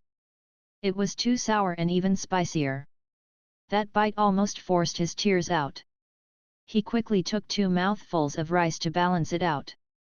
This was completely different from the hot and sour shredded potatoes made by Teacher Mag he had in school. However, it was just like what his mother had said. It was a little too sour and spicy, but it also went really well with rice. "Mother, what I made is miles apart from what my teacher made." Beck put his chopsticks down despondently. "Silly child! This is the first dish you made and it's already very impressive that you're at this standard." The woman put her chopsticks down. She reached her hand out and stroked Beck's head gently before saying with a smile, "I haven't tried the hot and sour shredded potatoes your teacher made, but I think yours is really very delicious. It tastes better than anything I made." Beck looked at his mother and smiled. He nodded and said, I will definitely improve as I go along." "Of course. We still have a bag of potatoes. We'll have hot and sour shredded potatoes every night from now on." The woman nodded with a smile. "Mother, can you tell me more about father? How did he become a chef?" "Your father, after using the hot and sour shredded potatoes in his lesson, Mag went back to launch this new product in the restaurant that very night, adding a new member to the vegetarian dish section. Today's new product, hot and sour shredded potatoes, 108%. It has been a very long time since such a cheap new product was launched. I think I can try it with my eyes closed. It's sour and hot. I'll just make a wild guess that this is going to be delicious. The customers queuing outside started their fervent discussion when they saw the little blackboard hanging at the door. "Boss, why are you selling such a delicious plate of hot and sour shredded potato at only 108 coins? Yabimiya asked Mag in bewilderment as she ate the shredded potatoes. The ladies all looked at Mag curiously. The price of the dish was indeed a little too cheap compared to the other dishes. The price of the dish is determined by its difficulty. I have always had a clear conscience when I set a price for a dish.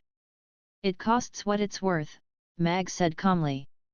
Each serving of hot and sour shredded potatoes would use up 2 potatoes, 3 chilies, half a spoonful of vinegar, 4 garlic cloves, 12 Sichuan peppercorns, and a little oil.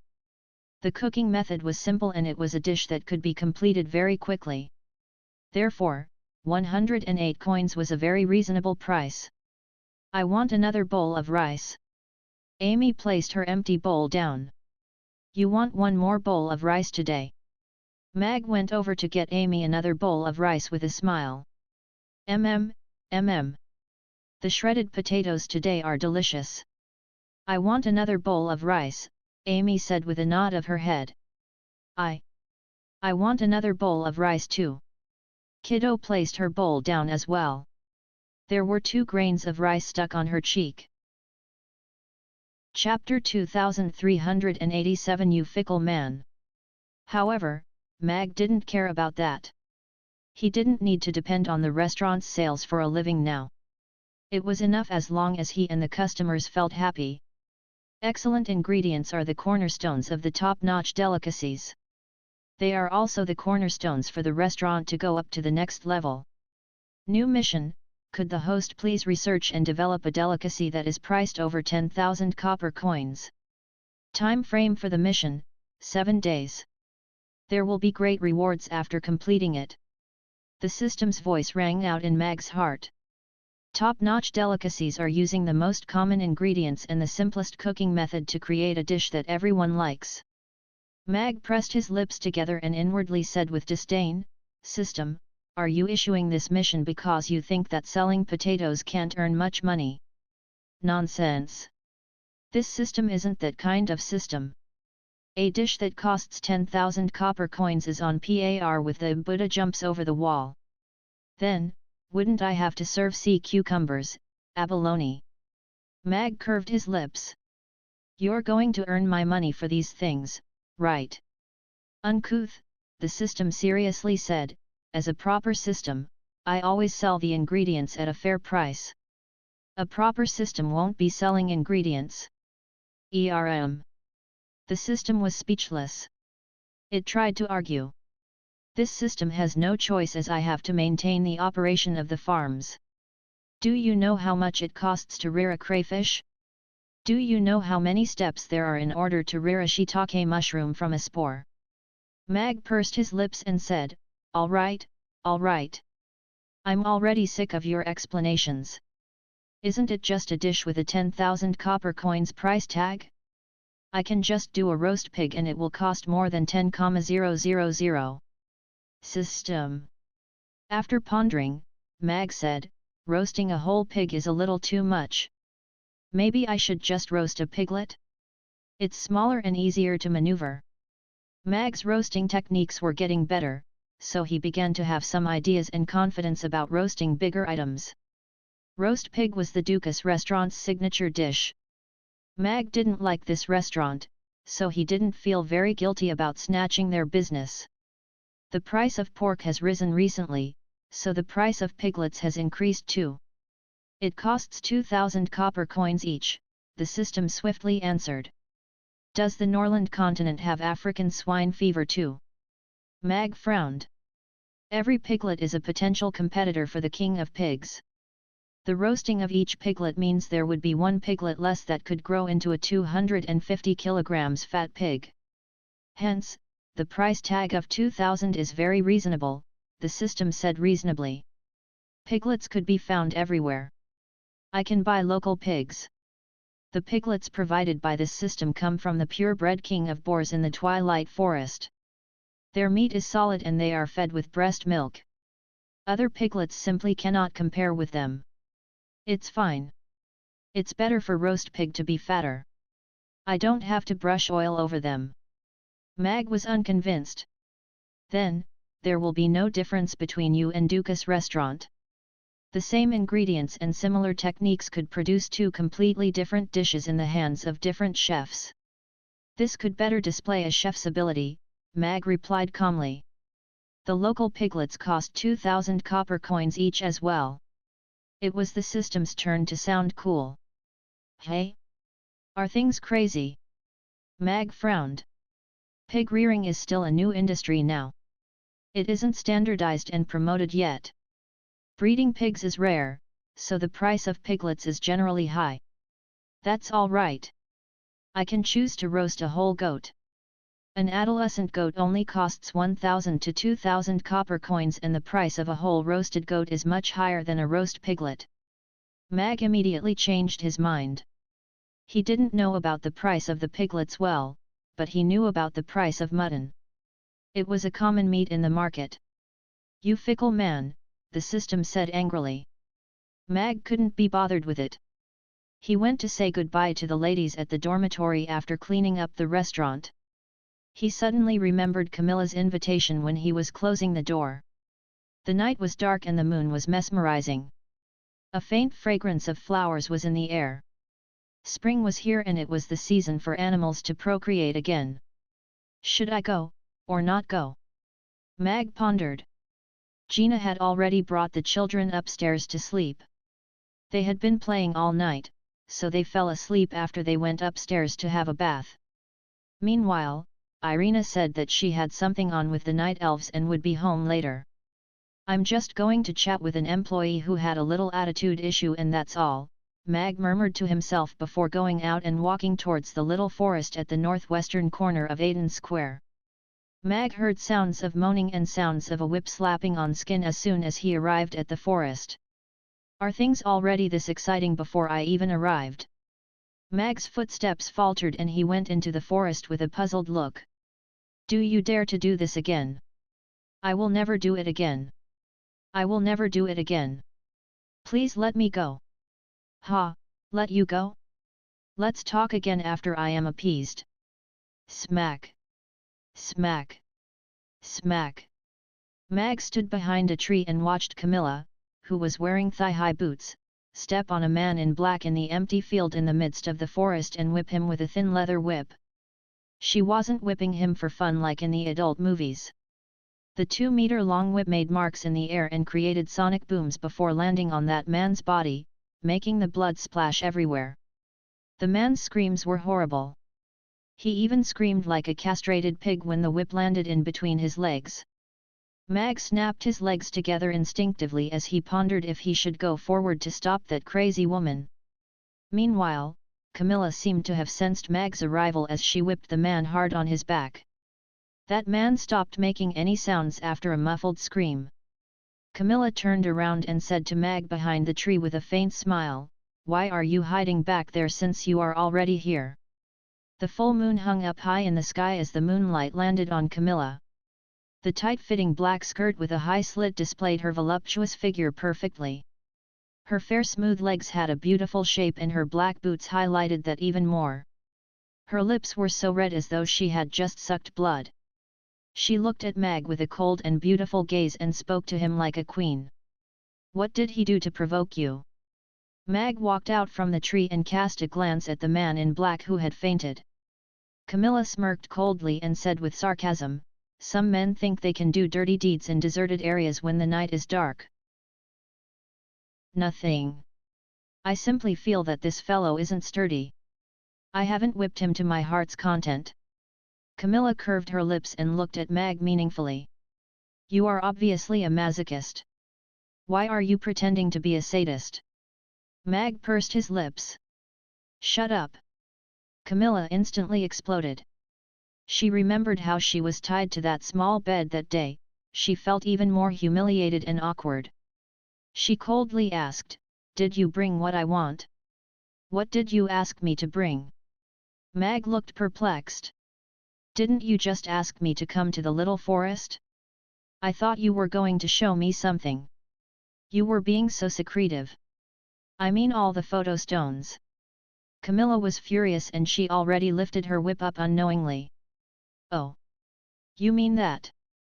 Say what you mean clearly, or else how would I know what you want, Mag said with exasperation. Give them to me. Camilla extended her hand. I didn't bring them. Mag shrugged.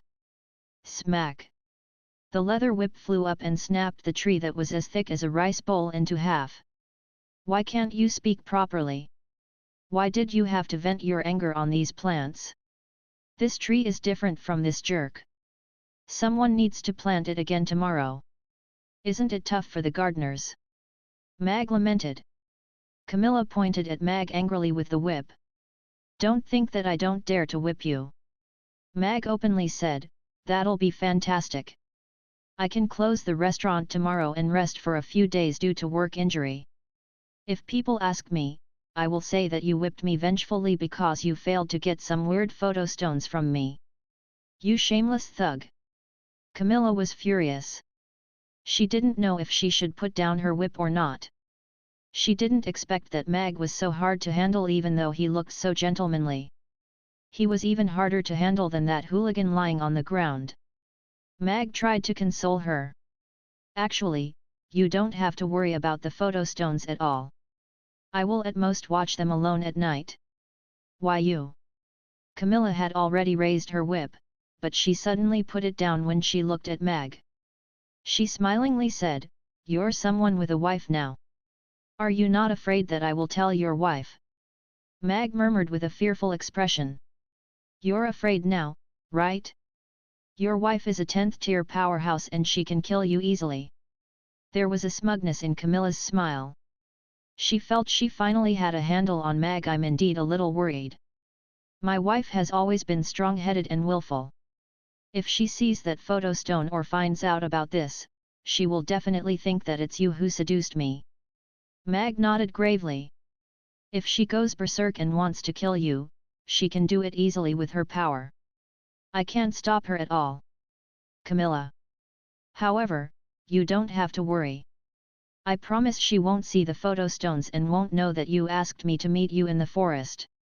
Mag patted her shoulders in consolation before saying, I'll go back if there is nothing else. Camilla looked at Mag who was about to leave in a daze. She only regained her wits after some time. The scenario wasn't what she imagined it to be. It was she who asked Mag with the intention of threatening him with his wife. How did it end up with her being threatened by him and needing to work with him? Wait a sec. I'm the victim here, right? Camilla finally voiced out her doubts. You see, the scenario back then was like this: the little black hut, candles, little whip, handcuffs, ropes, leather clothes, photo stones. They were prepared by you, who was dressed provocatively. And I, a properly dressed man, was obviously knocked out and carried back by you. So, who do you think is the victim? No matter how we describe it, it was I who was kidnapped by you and forced to whip you to satisfy your masochist tendencies. Moreover, you seemed to enjoy it and were very excited. Isn't this very reasonable? Mag said righteously. Camilla. How am I going to explain this? Just as Mag described, the things were prepared by her, and they were prepared for Mag. Who knew that he would turn the situation around and use them on her? Camilla slowly covered her face after she saw her excited face in the photo stone picture. It's way too shameful. All right. Please work hard tomorrow as well. I'll go back first. Good night. Mag put away the photo stones and walked out of the forest. Camilla looked at Mag's back and the whip in her hands was shaking. Eventually she whipped the man in black at the side. Scumbag. The man in black. Early next morning, the old man cleaning around the little forest found a semi-naked man who was badly injured. His back was covered with lashes. If one looked closer, the word jerk could even be seen. The man was soon carried away by the Grey Temple's patrol personnel. The news got back and it was revealed that the man was a serial molester. All his limbs were broken and his third leg was broken too. Everyone was glad to hear that he wasn't doing well. This whipping was done rather artistically. Irina laughed and turned to look at Mag. What do you think about it? Normal people usually wouldn't have such an idea. Mag nodded calmly, as though that matter had nothing to do with him. Actually, I know how to use a whip too. Irina smiled as a black whip appeared in her hand. Mag stared at that whip for 1 second and then pointed to Ugly Duckling who was sunbathing at the side. You can practice on it. Ugly Duckling, who was rolling around comfortably, looked at Mag befuddled. Irina put the whip away and said gravely, according to the elven race's rules, the High Priestess would take over being queen if her absence exceeds 100 days, and the princess will be the next in line to take over. Now that both the queen and the High Priestess have gone into seclusion, the elves already haven't had a ruler for 100 days. According to the rules, Sally will be the acting queen. Mag turned solemn and asked Irina, did something happen to the queen? The queen had gone into seclusion and didn't appear despite all the important issues that happened to the elven race and the Norland continent during that period. Rumors had been spreading like wildfire.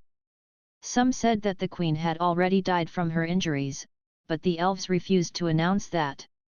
My royal mother is still alive. This is the only thing that I am certain of currently. Irina shook her head slightly. Meanwhile, all the Brewster family elders below had equally excited expressions too. Sally Brewster was going to ascend to the throne tomorrow and be the acting elven queen. This news had already spread throughout the Brewster family's territory. No one knew about the queen's life or death. Helena was in seclusion. The Wind Forest was going to welcome a new queen now. And the Brewster family's status would rise as well. Sally was still a child. In the eyes of the elders present, she was just a young girl. Even though she had displayed some shrewdness, she was still a child. There was only one Irina in this world and Sally was way inferior to her. Hence, now it would be the Brewster family's turn to be the highest authority in the Wind Forest. Congratulations, Chief! You had a good daughter. The Brewster family's glory will grow in your hands. Everyone raised their cups to butter him up. The clash of toasts, the luxury and dissipation. Everyone was indulging in their imagination of the Brewster family being the top family in the Wind Forest after tomorrow. They would then lord themselves over all the other elves. Everyone clustered around Elliot as if he had already ascended to the throne. Everyone was in revelry, including those youngsters who weren't qualified to enter the castle's hall. No one noticed that a troop in black armor had already surrounded the Brewster family's territory quietly. The perimeter was shrinking and every alert was eliminated before it was sent out. Just like that, the soldiers in black armor surrounded the castle. A magic shield rose up and covered the castle. The laughter in the castle only stopped at that moment.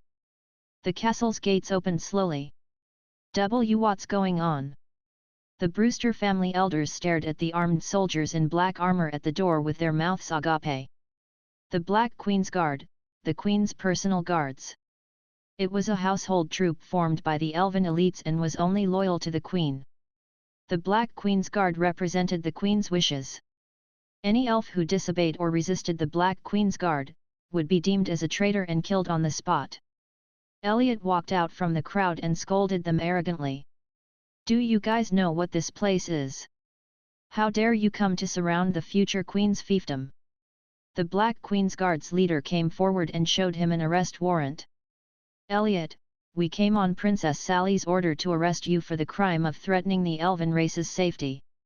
Two figures dashed out and caught Elliot on both sides as soon as he said that. The black spirit binding rope also bound him up instantly. Elliot, who was drunk and not alert, only regained his wits after his power was restrained. He angrily said, "Let me go. I'm Sally's father. The Queen's father. You cannot arrest me." Chief.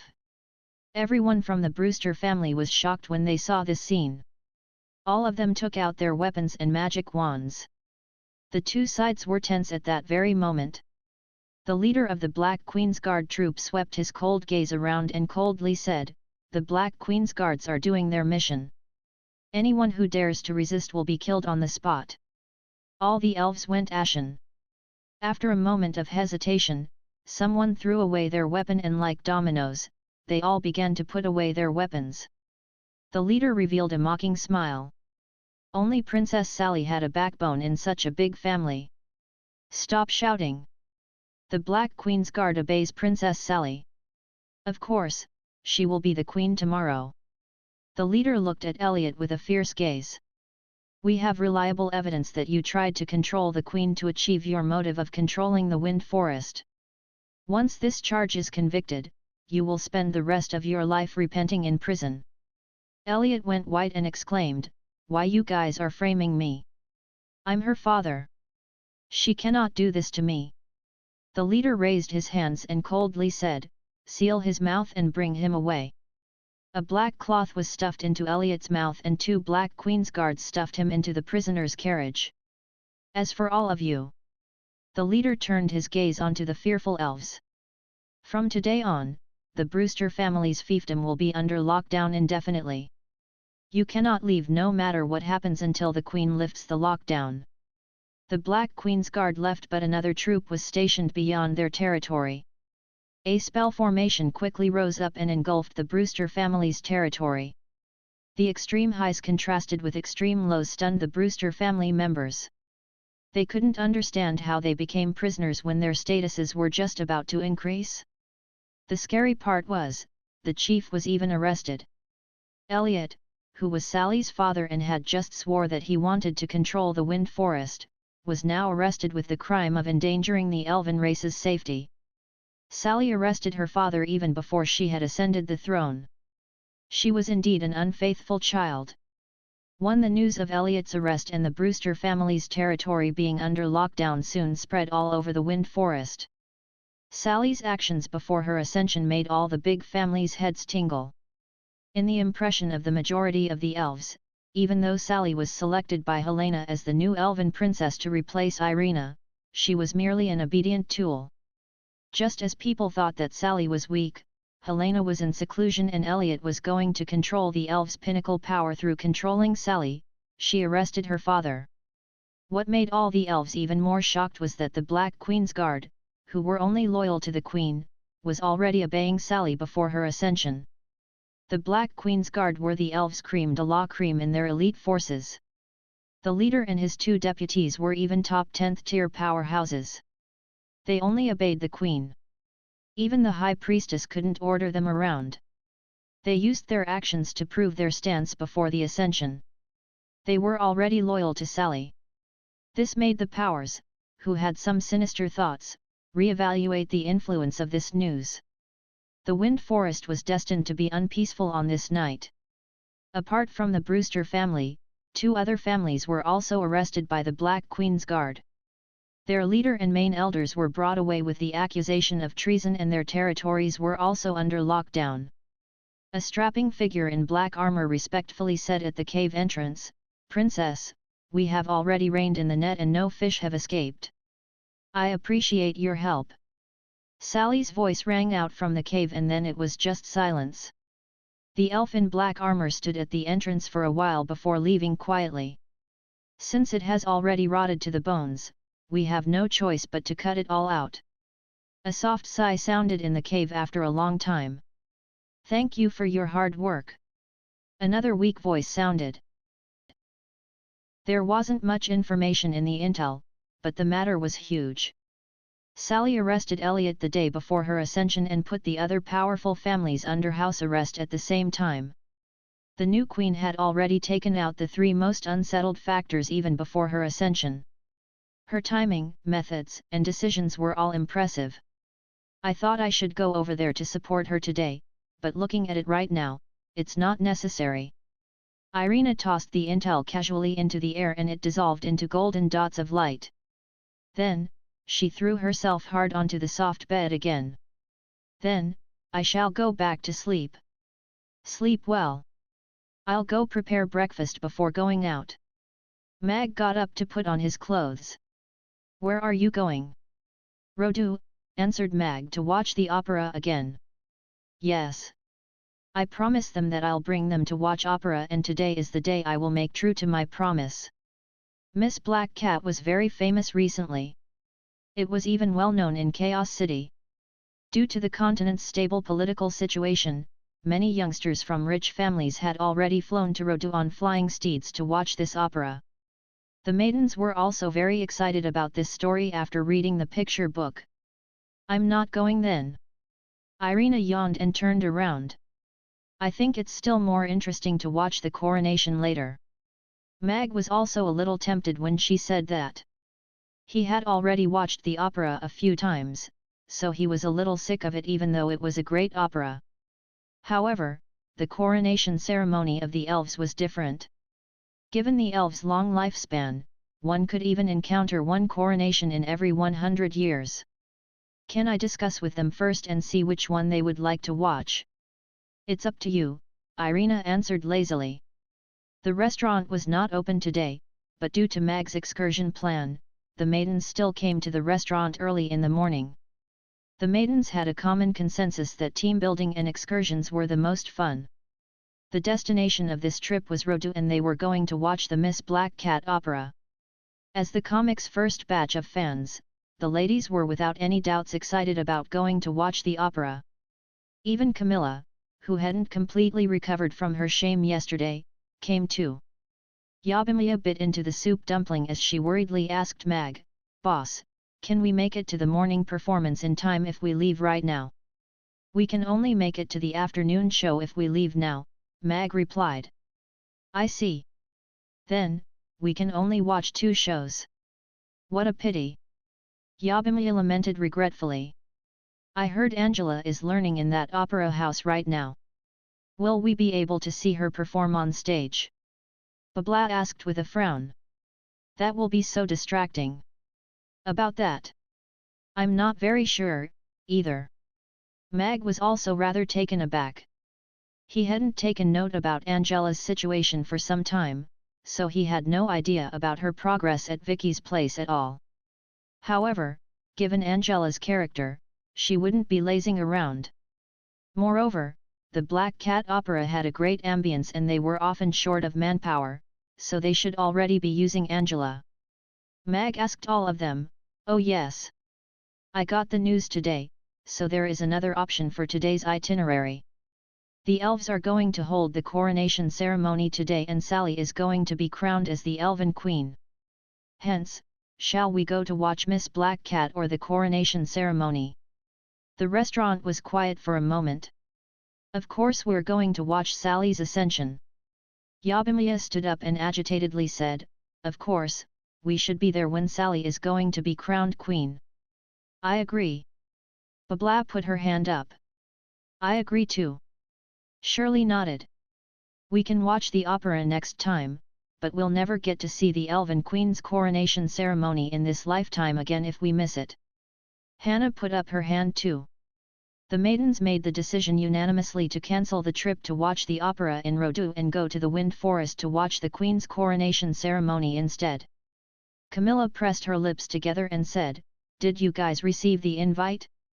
The Wind Forest isn't a sightseeing place where you can enter as you wish." Ferris nodded too. "The Wind Forest is heavily guarded. Random people wouldn't be allowed in on such an occasion. This is indeed a problem." Mag pondered. Of course, no one could stop him if he was going alone. However, over 10 people in the restaurant were going to the ceremony. They were a big target with many races without an invite, so it really wasn't easy for them to get in. "This is my invitation but I can't go, so you guys can have it." Irina took out a green amulet and tossed it onto the table casually. "Lady Boss, how did you get the invite?" Yabimiya exclaimed. "You'll naturally be invited when you're powerful enough." Irina smiled. "Oh, I see." Yabimiya pondered and admired Caroline even more. Mag knew that this wasn't an invite, but a high-level access token to access the Wind Forest freely. Since Irina tossed this out, it was to allow them to go in. As for Irina, she was obviously going to attend the ceremony with her own identity. Amy put down her bowl of porridge and seriously asked Mag, Can Big Sister Sally protect me if she becomes the queen? There should be no problem within the Wind Forest's vicinity, Mag said with a smile. Big Sister Shirley, Big Sister Sally is a good person. Can we go live in the Wind Forest after she becomes the queen? Anna asked Shirley. Shirley was quiet for a moment before shaking her head and said, "We are not sure about that now. A good person cannot change the entire race. Don't worry. Sally will definitely make the change." Mag consoled them with a smile. Besides being impressed by Sally's actions last night, Mag was also full of anticipation about her upcoming reforms on the Wind Forest and the Elves. "Let's go since we are full now. We have to reach the Wind Forest before the ceremony starts. It will be a pity to miss it." Mag got up and walked to the door. A frost dragon took off from the city and flew towards the northeast. As a 9th-tier frost dragon, Elizabeth's flying speed was way faster than any flying steeds. About an hour later, the contour of the Wind Forest could be seen from afar. The lush green forest stretched out for miles. "Should we descend? Or go straight in?" Elizabeth asked. "Fly in from the side. It would be too troublesome to face the interrogation," Mag replied. Therefore, when Mag and the gang arrived at the center of the Wind Forest, and could already see the Tree of Life, they were stopped. Hundreds of arrows were already aimed at them and they were surrounded by the Black Queen's guard. "Irina is so unreliable," Mag dissed himself. He thought that Irina really could help smuggle them in and find a quiet corner for them to watch the ceremony. "I can't believe, they did not even send out invitations. What would make them, a group of people holding on to a fake pass, look like?" Elizabeth and Camilla looked around cautiously, thinking about where they could break through from the guards. They could already tell that the pass seemed to be problematic. The others only went through the normal physical examination procedure. "Doesn't Big Sister Sally know that we're coming? Or did she get them to welcome us?" Amy thought out loud. Mag smiled awkwardly. It was already fantastic that the group of guards dressed in black armor did not do anything to them, as they were a group of unidentified fellows who suddenly appeared in the middle of their land trying to sneak into their queen's coronation ceremony. "Where did you get this pass?" the leader of the troop went up and asked Mag coldly.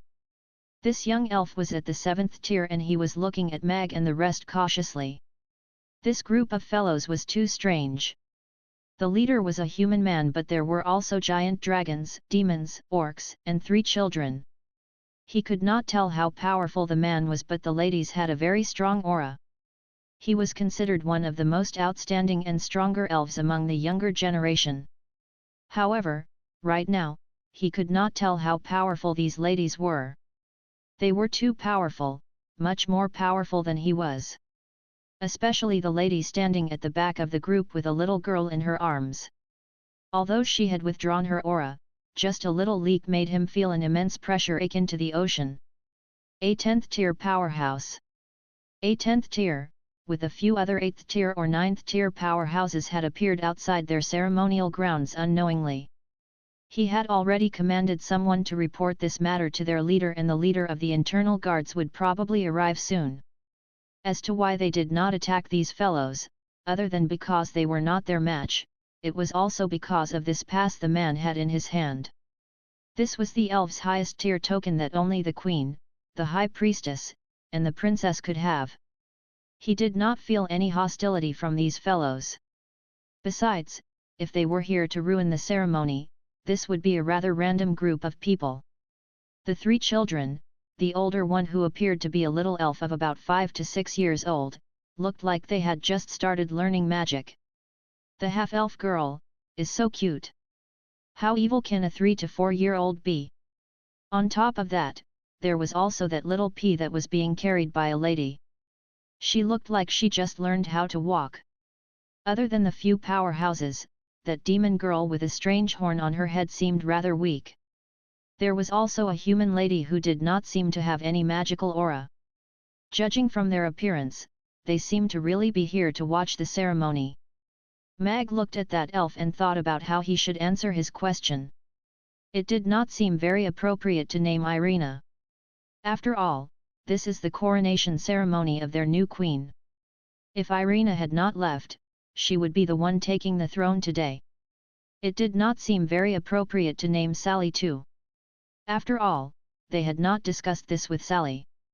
If there was a discrepancy between what they said, they would be taken down as spies or a fight might blow up. This would ruin the event. Just then, footsteps came from behind. The black armored soldiers made way and an elf with a long sword at his waist walked over. He stood in front of them. "Sir!" The elf leader's eyes lit up. He went over quickly and presented the token as he said, "These unidentified fellows attempted to enter the ceremonial grounds with this pass." Bennett from the Black Queen's Guard. Mag recognized him. The Black Queen's Guard was formed by an elite troop of elves. They were loyal to the Queen and were the Queen's personal bodyguards. Bennett, as the leader of the Black Queen's Guard, was a 10th-tier swordsman. He was one of the rare few close combat powerhouses and had also participated in the fight against the skeleton army. Bennett received the token but did not inspect it immediately. Instead, he sized up Mag's group and made a puzzled expression. The people who came were not people without reputation. Bennett could even recognize some of them. Before him, was Bablat, Princess of the Moon Nation who had contributed significantly to the battle against the Devil. There was also Camilla, the new chief of the vampires, who had gained recent popularity. The person standing right at the back, the 10th-tier powerhouse carrying a child, looked rather familiar too. Although he did not know her name, he knew that she was from Lantist as her aura was very similar to theirs. "Sir, do we arrest them?" the leader asked. Bennett signaled them to stand off. He looked at the token in his hand. It was as real as it could get. There were only 3 of them in the elf tribe. However, what the ordinary elves did not know was that Princess Sally did not have one. Therefore, the token should be from Irina. "Why are you here? Who sent you here?" Bennett held his sword. The coronation ceremony was about to begin. If Irina came to create trouble, he had to react in time. "It's big sister Sally. We're here to watch her coronation ceremony." "Uncle, bring us in, please," Amy answered quickly as she looked at Bennett innocently. "A half-elf?" Bennett glanced at Amy. His eyes widened immediately. 7th tier. This half-elf that appeared to be only 4 years old was already at the 7th tier. "It's her." A name flashed past his mind. The news of Krasua Anurian's genius disciple had already spread throughout the Norland continent. Just some time ago, the two's fight against the demonized Rankster proved that they were still the best magic casters on the Norland continent. The leader's expression changed upon hearing that and he chided her. "Preposterous! How can you call the Queen's name?" "Shut up!" Bennett interrupted him coldly. The leader paused in his sentence. He looked at Bennett, and then at Amy, before closing his mouth after a long while. There were many people that one should not trifle with in this world. The youngest one would probably be this little one right before him. Bennett knew that even if he were to battle with her one-on-one, his leader might not be her match. "No one is invited to watch the coronation ceremony this time." "Please leave," Bennett said as he threw the token back to Mag. "I invited them." Just then, an aloof voice sounded. Sally, who was wearing a silver long robe with gold trimmings, walked over surrounded by her guards. Her every move was queenly. "Big sister Sally, you are so pretty today." Amy's eyes were sparkling as she waved at Sally. "She's indeed very pretty." Yabimiya also had a fangirl expression. Mag looked at Sally with a smile too. The maiden that wandered around the restaurant back then, had become the queen of the elves. "Your Highness." Bennett bowed slightly. The Black Queen's Guard knelt on one knee to show their respect. Sally stopped next to Bennett and looked at Mag and the ladies with a surprised gaze. Her lips were turned upwards slightly, but she quickly stopped herself and maintained her queenly demeanor. She coldly said, "These are my friends." Bring them to the best spot to watch the ceremony. Yes. Even though Bennett was still doubtful, he didn't hesitate over Sally's order and agreed immediately. Sally nodded at Meg and the ladies before turning around to walk to the door. At first, she thought that it would be a boring ceremony because none of the people whom she cared for would be present. She didn't expect all of them to come. No one dared to look straight at her, so nobody saw her faint smile. Bennett looked at Meg and the ladies. Although he didn't know how they became the princess friends, since the princess had issued the order, he would do as he was told. Bring the esteemed guests over to the reviewing stand and choose the best spot for them. Bennett ordered that captain before cupping his hands at Meg and the ladies. My apologies. He then turned and left with Sally's guards. The elven captain looked awkward as he had stopped them earlier and threatened to arrest them. In the end, the queen proved him wrong personally. These people in front of him were indeed the queen's friends. Furthermore, listening to that little girl's form of address, they seemed to be rather close. Tea this way please. The captain forced a smile out before leading Meg and the ladies forward. The coronation ceremony was held in front of the elves' holy tree, the Tree of Life. The ancient altar and solemn-looking elves, only the Tree of Life's branches that were swaying with the wind were playful. The elven elders were sitting on the viewing stands. This time, they were not seated according to their statuses, but according to age. The older the person was, the closer he sat to the front. The younger elves stood in the square underneath the square. Apart from the elves who were patrolling the borders, almost all the elves were taking part in this important ceremony. There was no differentiation in their statuses. They were all standing on the square equally, just like how their forebears stood to watch the previous queen being crowned. Countless gazes focused on Meg as soon as he entered. Who are they? Didn't they say no other races would come to watch the ceremony? Humans, giant dragons, demons, half-elf. What kind of strange combination is this? Voices of wonder were spreading. The elven captain brought them up to the stands. Meg didn't choose the best spot in the middle, instead, he chose a corner where he could see the altar. This was a celebration that belonged to the elves. Their presence was already a surprise, so they naturally couldn't attract people's attention by sitting in the most obvious spot. The captain began to like Meg more. After arranging their seats, he said, "Please inform the staff members over there if you need any help." "Thank you." Meg nodded and watched him leave. That big tree is so impressive. Amy looked up at the Tree of Life with awe. This is the Tree of Life. It's the elves' holy tree and a spiritual tree. Meg introduced smilingly. The Tree of Life was very close to Irina. It had also saved her numerous times and helped her through those 3 tough years. "I seem to have seen it move and it's not being blown by the wind," Anna said with shock. "The Tree of Life has a spirit. The elders said it is the holy tree that is planted by the goddess of life herself. The elven race is connected to the goddess of life through it. Only the elf recognized by it could become the queen of the elves," Shirley explained. Right then, a branch from the Tree of Life suddenly flew straight towards Meg and the ladies in the stands like a green ribbon. Everyone present turned around to look at them with questions in their eyes. Why did the Tree of Life move suddenly? The branch grew rapidly before stopping in front of Amy. The soft branch touched Amy on her head gently as though it was caressing her head. "Hee hee.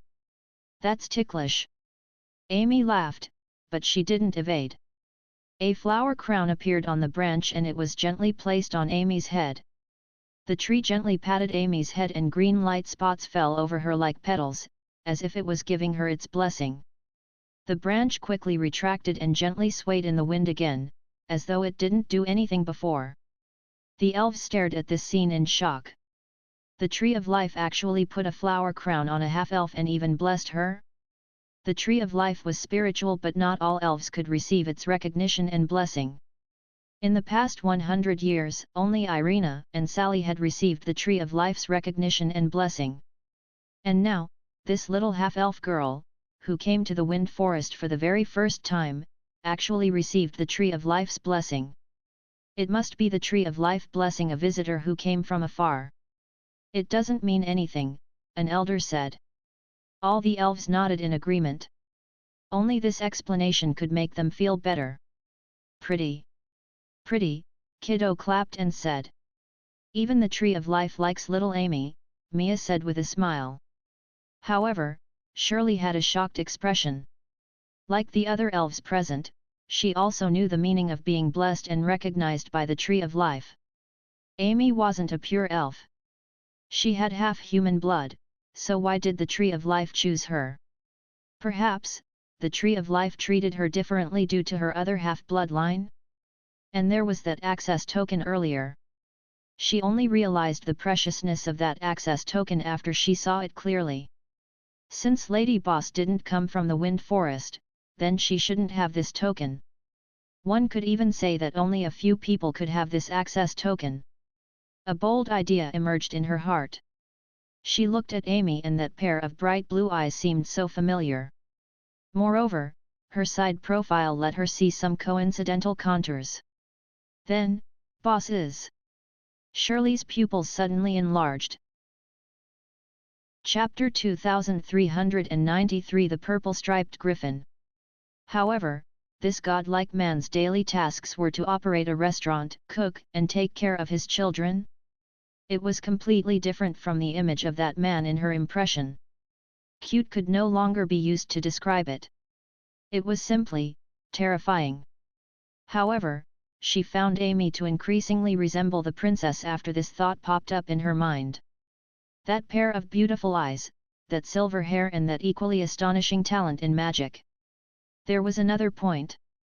Ever since Lady Boss appeared in the restaurant, the princess no longer came to eat at the restaurant. Looking at it now, it wasn't that she didn't come to eat at the restaurant. Instead, she had changed her identity and ate at the restaurant openly. Now as she recalled about the collaborations that Boss had with the Night Elves and all his behaviors, they seemed even more reasonable now. This. Shirley raised her eyebrows. She had complex emotions and facial expressions. Right at that moment, Mag happened to turn around to look at her. Their eyes met and Mag smiled gently before retracting his gaze. Shirley blushed and quickly looked elsewhere. Seems like she can control her emotions after coming back here, Mag thought. Initially, he was worried that Shirley would feel bad because of her father's death. Elliot was arrested by Sally and locked up somewhere. Hence, no one from the Brewster family would be present to watch the ceremony. On the platform, an old elven elder looked at Amy and smilingly said, "That child should be Krasa and Urian's disciple, right? Her talent is indeed amazing. She's even more amazing than Irina back then." An elder next to him marveled as well. Did anyone check who her mother is? No one knew who she was before, but there was news that her mother had returned recently. She's a young great magic caster, but no one knows her identity and past. It's a pity that she's a half-elf. An elf at the side lamented. All the elves kept quiet after that. Bloodline was the most important factor for racial legacy. Half-elves could never become the elven queen, and would never be accepted by the elves as one of them. The commotion caused by the Tree of Life and Amy's interaction soon died down. Soothing music was played and they quieted down. The coronation ceremony was going to begin. 100 steps of white jade led straight to the altar. There was a long straight walkway that was 5 meters wide at the end of the white jade steps. Black Queen's Guard with swords were lined up on both sides. Soon, Sally would walk across this long walkway to access the white jade stairs to the altar and complete the coronation there. The music played and Sally appeared at the end of the walkway surrounded by her guards. It was solemn and quiet. All the elves focused their gaze onto Sally. Today, she would be crowned as the Elven Queen here. Is the princess coming today? Ferris looked around her. She had put on a disguise to avoid unnecessary trouble. Mag's gaze swept around, but he didn't see Irina. Just as he was puzzled, he heard a commotion from the Black Queen's Guard at the periphery. The purple-striped griffin. Someone exclaimed. Everyone looked towards the sky as a griffin that was glowing in purple light dived downwards. A few 10th-tier elven powerhouses on the platform stood up with their magic casters' staffs and wands at the same time. Meanwhile, all the Black Queen's Guard drew out their swords. The atmosphere became tense instantly. Irina had led the Night Elves out of the Wind Forest and was hostile towards the Wind Forest now. Today was Sally's coronation ceremony. Were Alex and Irina here to make trouble? What is little Ozzy doing here? Amy mumbled softly. Ugly Duckling, who was dozing in her arms, opened its eyes, arched its back with bristled fur and made soft growling sounds. Stop calling. You sound horrible and weak. Amy slapped Ugly Duckling on its head. Meow meow. Ugly Duckling instantly lost its presence. It changed its position and cuddled into Amy's arms again. She finally arrived. Sally looked up at the diving purple-striped griffin calmly, as though she wasn't surprised. She wasn't panicking at all either. No one was in a hurry to react either. Everyone present knew that if these two had the intention to disrupt today's coronation ceremony, no one was able to stop them. Even though they felt humiliated, it was an undeniable fact. Even their greatest reliance, the Tree of Life, was waving its branches happily with enthusiasm at the guest in the sky. The purple-striped griffin landed on the altar. Only Irina was on the griffin's back. Irina, who was wearing a long silver dress, came down slowly from the griffin's back. She stood on the white jade altar as she caressed the branches that were twirling around her gently with a smile. Go on. Irina told the griffin and it took off. It hovered around in the air. The elves looked at Irina on the altar. The Tree of Life's branches were encircling her, making her look increasingly holy. The nobleness between her eyes seemed so natural. Even though her power was restrained, her power still made people in awe of her. If those issues never took place, the one being crowned on this white jade altar today would be her, right? This was, perhaps, the thought of all the elves present. Irina was the most powerful being in the younger generation. She could even go head-on with Helena the High Priestess. She was once the pride of the elves and the only choice for the next queen. However, she had turned her back on the Wind Forest and her princess status was taken away from her. Now, she was even the elves' enemy. Was she going to make trouble by coming to the coronation ceremony and landing on the altar directly? Bennett pulled out his sword and coldly asked, Irina, what's the meaning of this? Don't worry. I'm not here to make trouble today. I'm here to take part in Sally's coronation ceremony. Irina took 2 steps forward and smilingly said, the queen is in seclusion and Helena is also hiding away. Someone has to give the new queen a blessing. I don't think you guys are qualified to do it. Those elven aristocrats were embarrassed, but they didn't dare to voice it out. Irina's gaze went over the crowd and landed on Sally at the end of the walkway. Irina smiled. Sally looked at her and smiled too. She began to walk towards the white jade altar. Bennett stared at Irina on the altar for a while before lifting his hand to gesture to the Black Queen's Guard to put away their bows and arrows. The music played again. Sally walked up the white jade altar one step at a time. The two of them stood together like a beautiful couple. Mag, something doesn't seem quite right to me. The Queen and the High Priestess were in seclusion, so the coronation ceremony should be hosted by the elders in the race. However, Irina wanted to host the coronation ceremony for Sally personally. All the elves had a strange expression on their faces. Even though Irina was powerful, it didn't seem appropriate for her to host the ceremony. Irina said to Sally, these fellows don't even know how to communicate with the Tree of Life. Royal Mother is not around and Helena isn't coming, so it's up to me to host the conferring ceremony for you. Will you blame me for snatching the limelight away from you?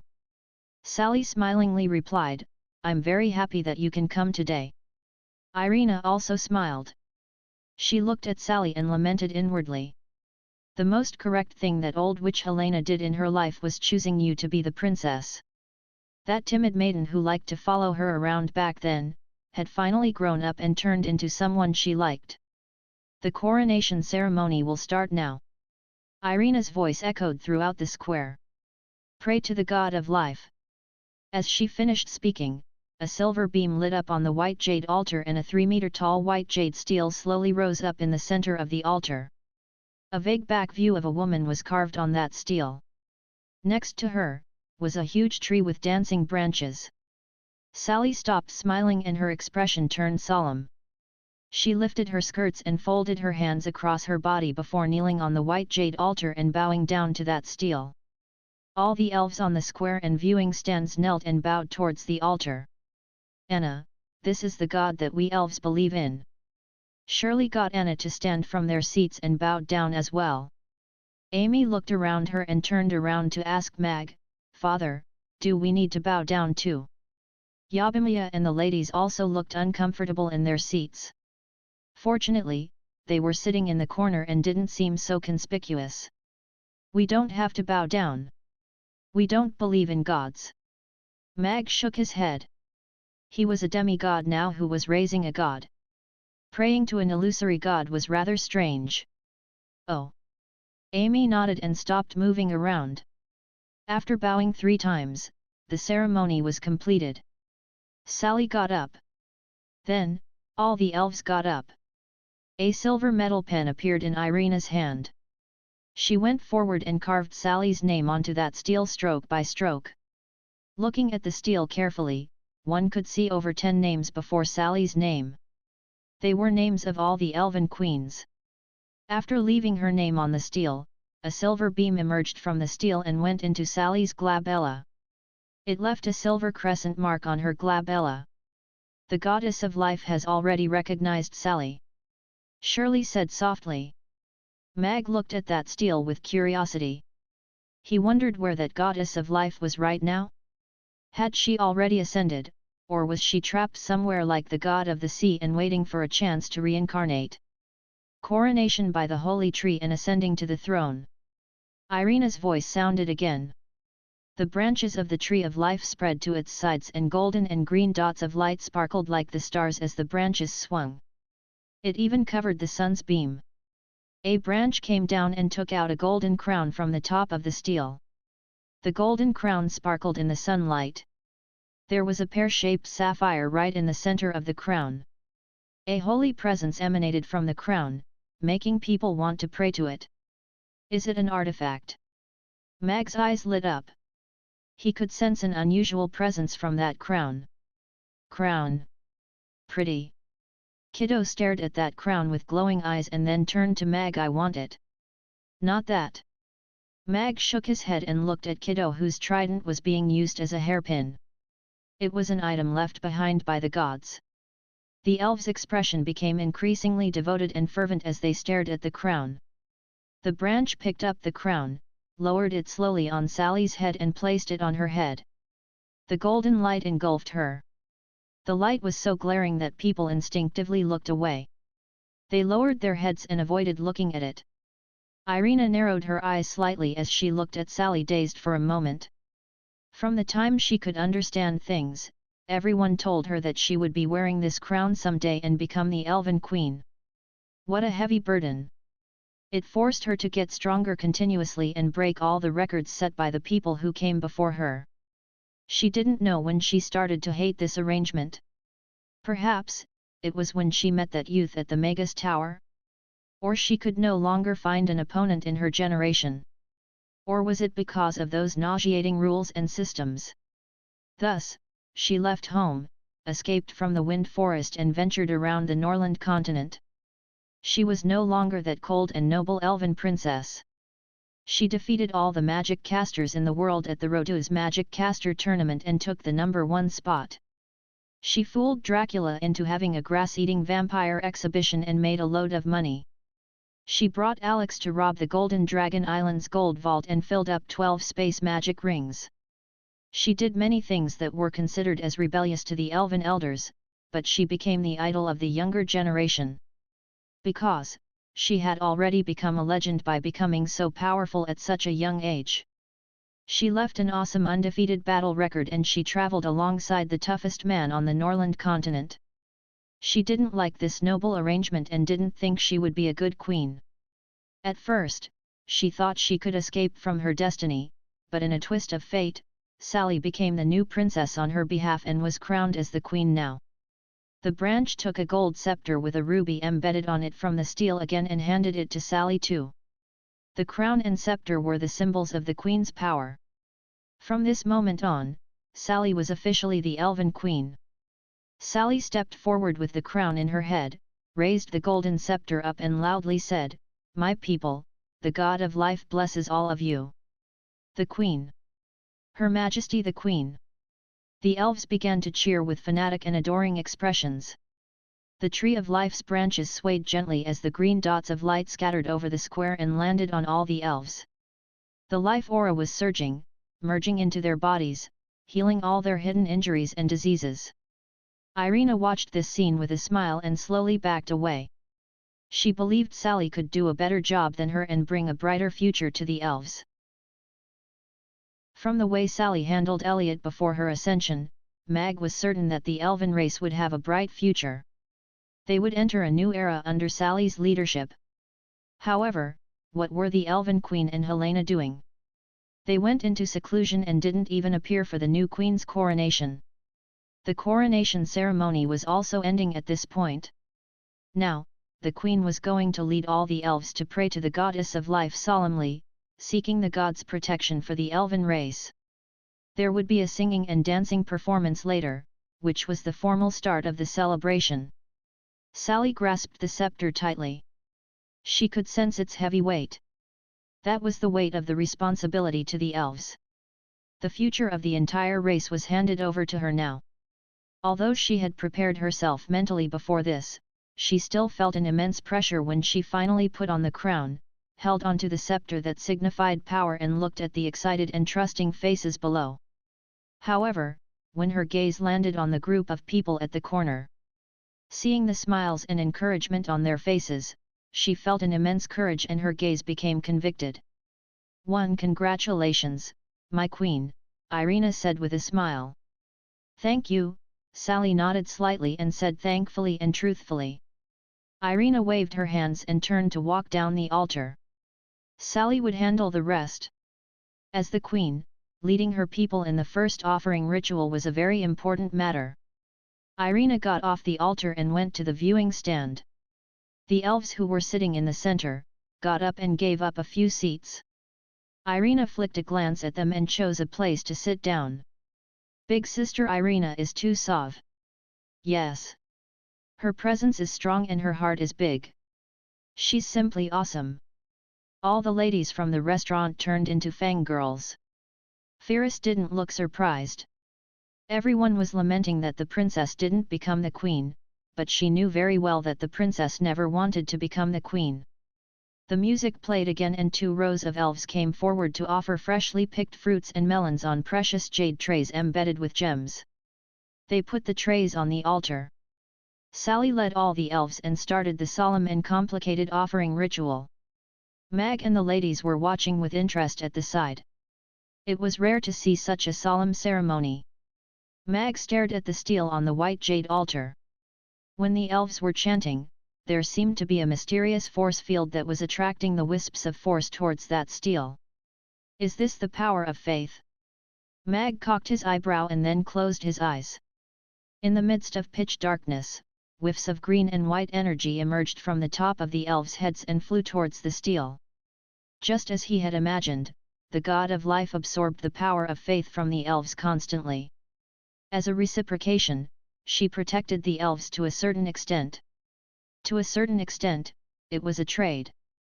It was mutually beneficial. Mag was now gathering fans and teaching them how to cook to absorb their power of faith to consolidate his divinity. In fact, it was almost the same. It was just that the god of life provided healing and belief while Mag provided the techniques and skills to make delicacies. Mag opened his eyes and sized up that steel as he pondered, but where is that goddess of life? Is she hidden in this steel? She shouldn't be. It might be just a conduit to absorb the power of faith. Right then, the silver light on the steel suddenly glowed brighter. The dazzling light made Mag narrow his eyes. That steel seemed to be burning suddenly as the light got brighter and brighter. This is... Mag's expression turned solemn, because other than him, no one present seemed to have sensed that change, including Sally, who was standing the closest to the steel. She was still chanting religiously. "Mama, that steel is burning." Kiddo pointed to the steel. Gina reached out to catch her little hand and whispered into her ear, "Hush, Kiddo. Let's keep quiet." Kiddo can see it, but Gina, who is already a 10th tier, can't. Mag leaned forward a little. He noticed that Irina didn't look any different. It seemed like she couldn't see the steel's changes either. The burning intensified. Starting from one small spot, it had spread all over the upper half of the steel. Describing it as burning wasn't very accurate either. There were no flames, just glaring beams of light that kept spreading. Mag wasn't sure if this was a mutation, or a normal situation during a ritual. After all, such an occasion where the power of faith was being absorbed in a large scale wasn't common. Then, he noticed that the tree of life behind that steel suddenly started to burn. Yes. It was really burning this time. Silver flames emerged from a branch and then quickly spread to other branches. It turned into a raging fire almost instantly. This is... Sally, who had just completed all the ritual's procedures, stared at the burning tree of life in a daze. She was shocked and at a loss. The tree of life is burning. Save the tree!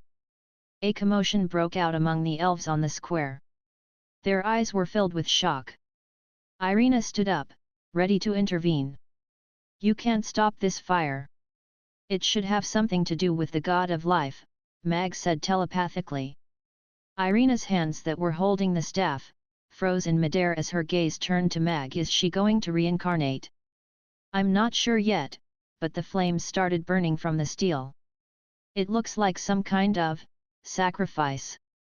Mag chose his words carefully before answering. He saw the burning tree of life transform into beams of green light and merge into the steel as if it was going through some kind of passing on. Irina clenched her fists gradually as she looked at the burning tree of life. "Is it a sacrifice? If that's the case, it really is a jerk. My queen, it's dangerous here. Please come with me now." Bennett appeared on the altar and brought Sally over the viewing stands, close to Irina. The elven powerhouses began to gather around her. Sally had already ascended, so her safety was the utmost priority. The silver flames spread rapidly. It wasn't just the branches alone, even the tree trunk was burning from the inside out. The hundreds of meters tall tree of life burned in raging flames that shot all the way up to the sky. All the elves were watching this scene in shock and fear. They had no idea why the tree of life, which guarded the elves for thousands of years, burned suddenly. "Gina, protect our people if something happens later," Mag said to Gina telepathically. "Yes." Gina nodded in acknowledgement. Mag felt uneasy, as though something was going to happen. This wasn't a good omen. To be able to make him feel uneasy, its power must have exceeded the 10th tier. "What's happening?" Irina asked Mag telepathically. "The tree of life burns for that steel. It's not quite right to say that it's a sacrifice. It's more like some kind of legacy. The energy that the tree of life amassed for thousands of years, is transferred into that steel during the burning. However, you guys seemed unable to see that process." "Only Kiddo and I saw it," Mag quickly explained. Irina frowned and pondered. The steel didn't look any different in her sight. It only looked brighter due to the light. The energy amassed by the tree of life was immense, but why did it choose to pass on the legacy today? Moreover, why was it done in front of so many people? The elves were in a panic. Some elves tried to use water magic to extinguish the fire, but all the magic lost their effect before they even reached the tree, including the 10th tier powerhouse's magic. "Are we unable to do anything except watch it burn?" Sally asked Irina. "Perhaps, this is the goddess' will. We have no way to stop it. Irina shook her head. What nonsensical god's will? If magic was effective, she wouldn't have watched the tree of life burn to the ground like this. Sally pursed her lips. Since Irina already said so, this matter was irrevocable. She didn't expect the tree of life to self-combust on the day of her ascension. The tree of life was burning. This was serious, so Mag wondered if the former queen and Helena would come to calm the situation. The burning didn't continue for long. The fire was extinguished after 10 minutes. There were no ashes or charcoal left behind. The hundreds of meters tall tree of life disappeared completely in the burning.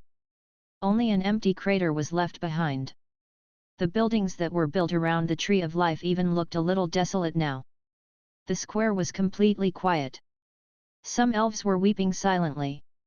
The symbol of the elves had completely disappeared now. Only Mag knew that the tree of life didn't disappear. It went into the steel in another manner. The tree of life in the mural, which the elven goddess was leaning against, became green and fresh-looking, as though it was alive. Right then, the crying of a baby broke the silence. Countless green veins grew out from the top of the steel and formed a cradle. It lifted a baby girl up in it slowly. The energy from the tree of life was infused into that baby's body. The elves stared at that scene with their mouths agape. This is the holy infant, an elven elder said shakily. The reincarnation is successful. Mag looked at that baby girl engulfed by holy light and showed an "oh, I see" expression. However, that baby girl was only about 3 months old. She was much younger than Kiddo, who could already run and say mama when she was born. Irina was also looking at that baby in a daze too. The tiny fellow was only a little bigger than Amy when she was a newborn, and she looked so delicate. Her eyes were still closed, but her pointy ears were so adorable. Moreover, for some unknown reasons, she felt very close to that little one. The tree of life burns and the holy infant reincarnates.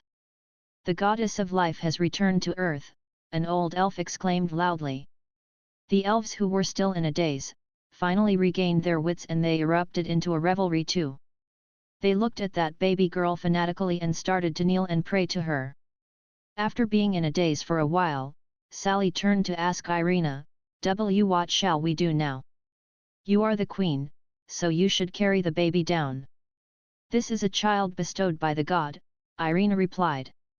Sally nodded.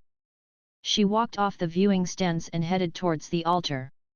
Right at that moment, something unexpected happened. A black hole suddenly appeared in the sky and a giant figure appeared in it.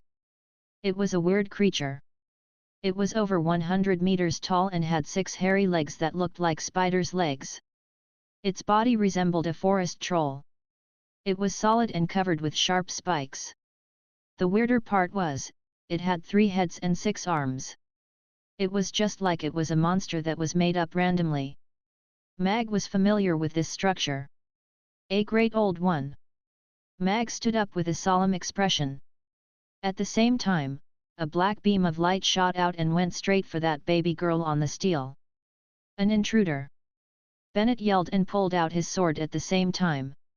He dashed forward, grasping his sword with both his hands and slashed at that black beam of light. The sword was quick. He was, at least, among the top 3 swordsmen that Mag had ever met.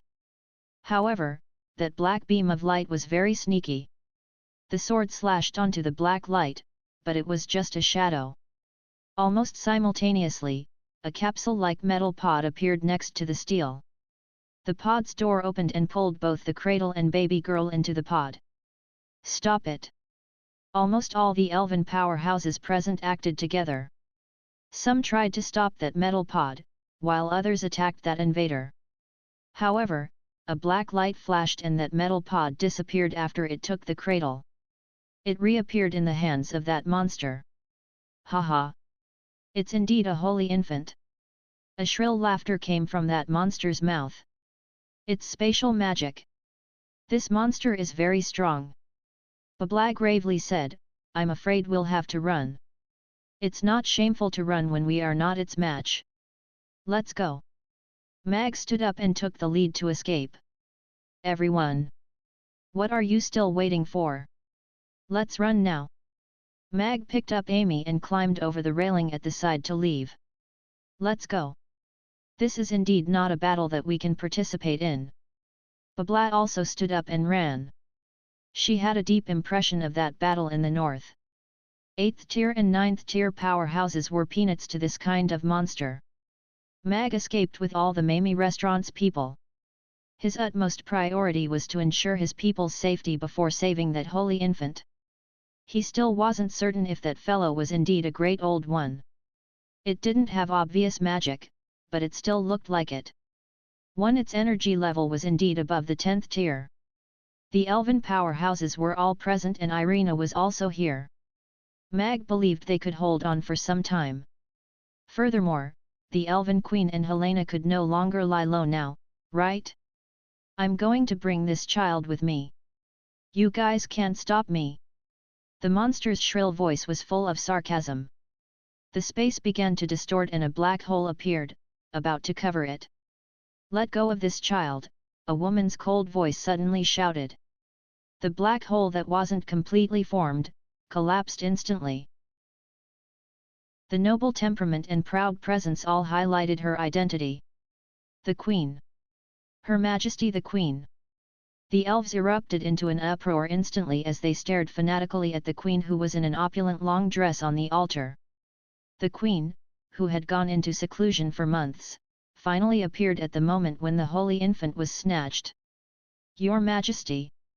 Sally was also looking at the Queen with surprise. Royal Mother. Irina, who was about to attack, halted, but she was looking at the Queen with frowning eyes. You can't stop me alone. The monster giggled.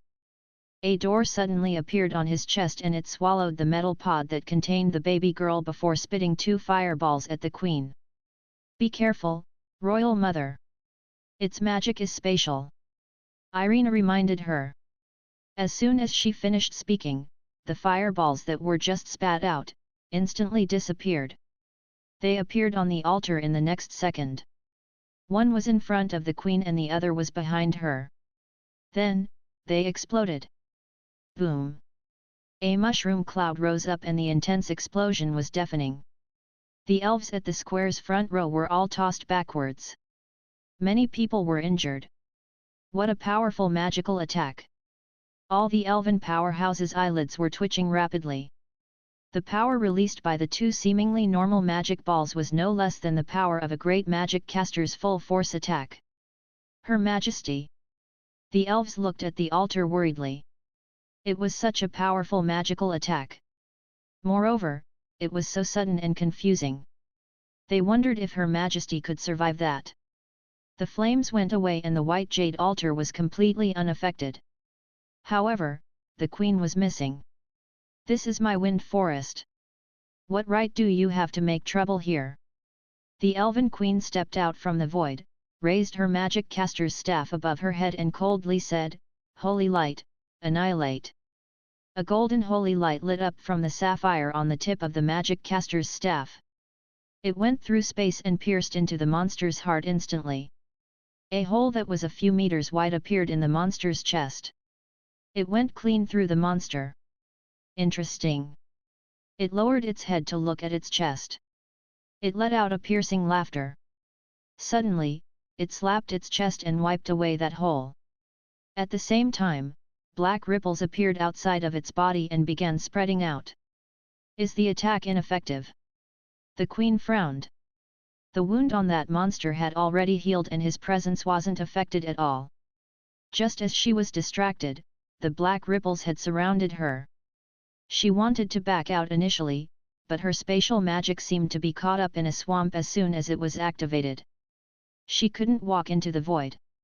A domain? What a troublesome chapter. The Queen frowned. It's too late to try to escape now. The monster chuckled. It opened its giant mouth in the center and a giant fireball began to consolidate.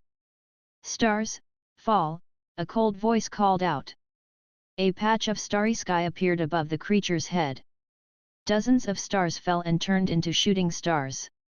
They appeared above the domain and crashed onto that monster. It's the High Priestess. The elves that had already backed off for hundreds of meters, looked at that starry sky. Their initially worried faces were filled with joy now. The spatial restriction wasn't easy to disengage from within, but it was easier to disengage it from the outside. Dozens of meteorites fell and the huge energy destroyed the monster's domain that restricted the spatial magic. The stars rushed towards that monster. "O holy light, cleanse all the filth." At the same time, Irina, who was standing on the viewing stands, raised her magic caster's staff. A beam of holy light shot out and pierced through that monster's head immediately. Although that monster tilted his head to the side, half of its head was still shaved off. However, the head was half-shaven, and didn't burst out in blood and gore. Instead, it presented a metal-like gleam. This is so interesting. The right side of the monster's head suddenly turned to Irina and smiled widely. As soon as it was done talking, its 6 arms began to flail like giant rackets. They smacked at those meteorites covered by flames. Bam! The giant meteorites were smashed into dust and sparks by its giant palms. Bam! Bam! Bam! In the blink of an eye, dozens of meteorites were smacked away by it. Some of the meteorites landed in the elven crowd, killing and injuring many. However, the monster was unscathed. "Organize our people for evacuation now," Irina said to Sally telepathically as she stared at that monster. "All right." Sally nodded and strode away. A battle of this level was already beyond her participation. Her utmost task was to reduce her people's casualties. Helena appeared on the altar with the crystal in her hands. She was also staring at that monster gravely. This fellow was far too powerful. It hadn't even shown all its power yet and it was already giving them immense pressure. Any of its random strikes had a 10th tier power.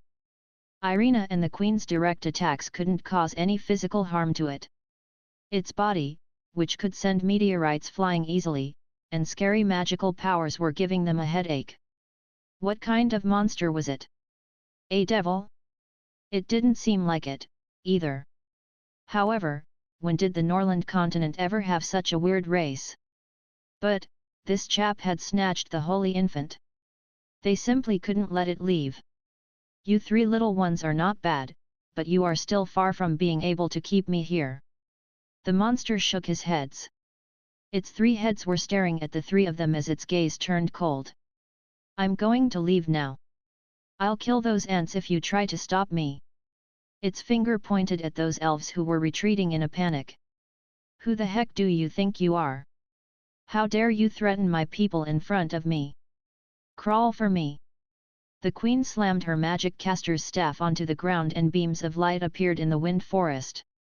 They intersected in the sky above the capital. A golden spell formation descended from the sky like an inverted bowl and covered Helena, the Queen, and the monster within it. "Do you think you can trap me like this?" The monster snickered. Its body suddenly accelerated and it slammed into the nearest wall of light. Bam! There was a dull thud but the wall of light wasn't budging. The monster's face was smashed against the wall and it became distorted. "Silence! It's fine. I only need to kill you both. I don't think it could continue to trap me then." The monster turned to the Queen and Helena and revealed its razor-sharp teeth. In the next instant, it appeared in front of Helena and its 6 giant hands smacked down at her as though it was smacking a fly. The terrifying force made the space distorted. "Shifting stars." Helena chanted quietly. The 6 palms landed and a spatial interstice even appeared in the center. However, when the monster lifted his hands, there was only a pile of broken rocks in its palms. It looked up and Helena appeared in the starry sky above. A star was missing there. "I'm going to knock down all your stars. I'll see where you can run to then." The monster took out a black rod that was over 100 meters long and swung it at the starry sky above. The stars were like big and small lamps, which were extinguished by the monster's iron rod. Helena jumped in between the stars, evading the monster's attack. She looked rather disheveled. The queen's light magic was colorful and dazzling, but it didn't cause any physical harm when it landed on that monster. Irina looked at Helena, who was forced to a corner. After a moment of hesitation, she dashed into the spell formation with her magic caster's staff. "I'll smash your dog's head." Irina appeared above that monster's head. The tip of her magic caster's staff was sparkling with a golden light as she smashed at its middle head that was sliced into half. Boom! The magic exploded in a close distance and the monster's remaining head was decimated instantly. "That darned woman!" The monster let out a frustrated angry roar and reached out for Irina with two of its hands. Irina tapped her foot lightly and evaded the monster's giant hands agilely. She glided to its back and stabbed the magic caster's staff into its back. It had swallowed the holy infant from this position earlier. She had to rescue the holy infant first. Thud! The magic caster's staff seemed to stab against a metal wall when it stabbed into the monster's body. Irina felt her hands go numb. She actually couldn't pierce through it. What kind of monster is this? Irina was slightly shocked inwardly. Just as she was distracted, a giant hand smacked her from behind. Even though she used her magic caster's staff to block it, she was still sent flying. She landed 100 meters away, making a deep crater in the ground. "Irina!" The queen went white. "Royal Mother, I'm fine." Irina pushed herself off the ground with one hand. Blood seeped out from the edge of her mouth. "This fellow's body is very tough. It's even tougher than its head." The elven 10th tier powerhouses joined in the fight at that moment. However, their magic attacks were useless when they landed on that monster. Other than restricting its movements, they couldn't do any physical harm to it. Mag, who had sent Amy and the ladies to safety, turned his head and happened to see that scene of Irina's battle. While he looked furious, he also had a suspecting expression when he looked at that monster. This monster was indeed very powerful, but it was also rather peculiar. Accurately speaking, it didn't seem to be flesh and blood. Be it the attack whereby the queen pierced through its chest, or the attack whereby half of its head was burst, no fresh blood, or any liquid that resembled blood, flowed out. On the contrary, the head that was slowly repairing itself had a silverish black metal gleam. Mag could even see some exposed spare parts. This seemed to be a mech. It wasn't the devil, or any organisms that originated from the Norland continent. It had highly precise machinery and powerful strength.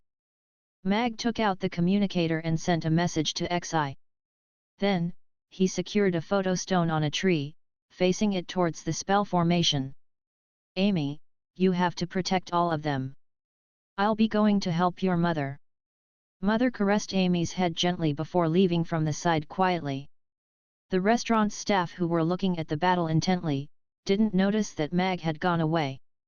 Other than Shirley, who had been keeping an eye on Mag to see when he would react.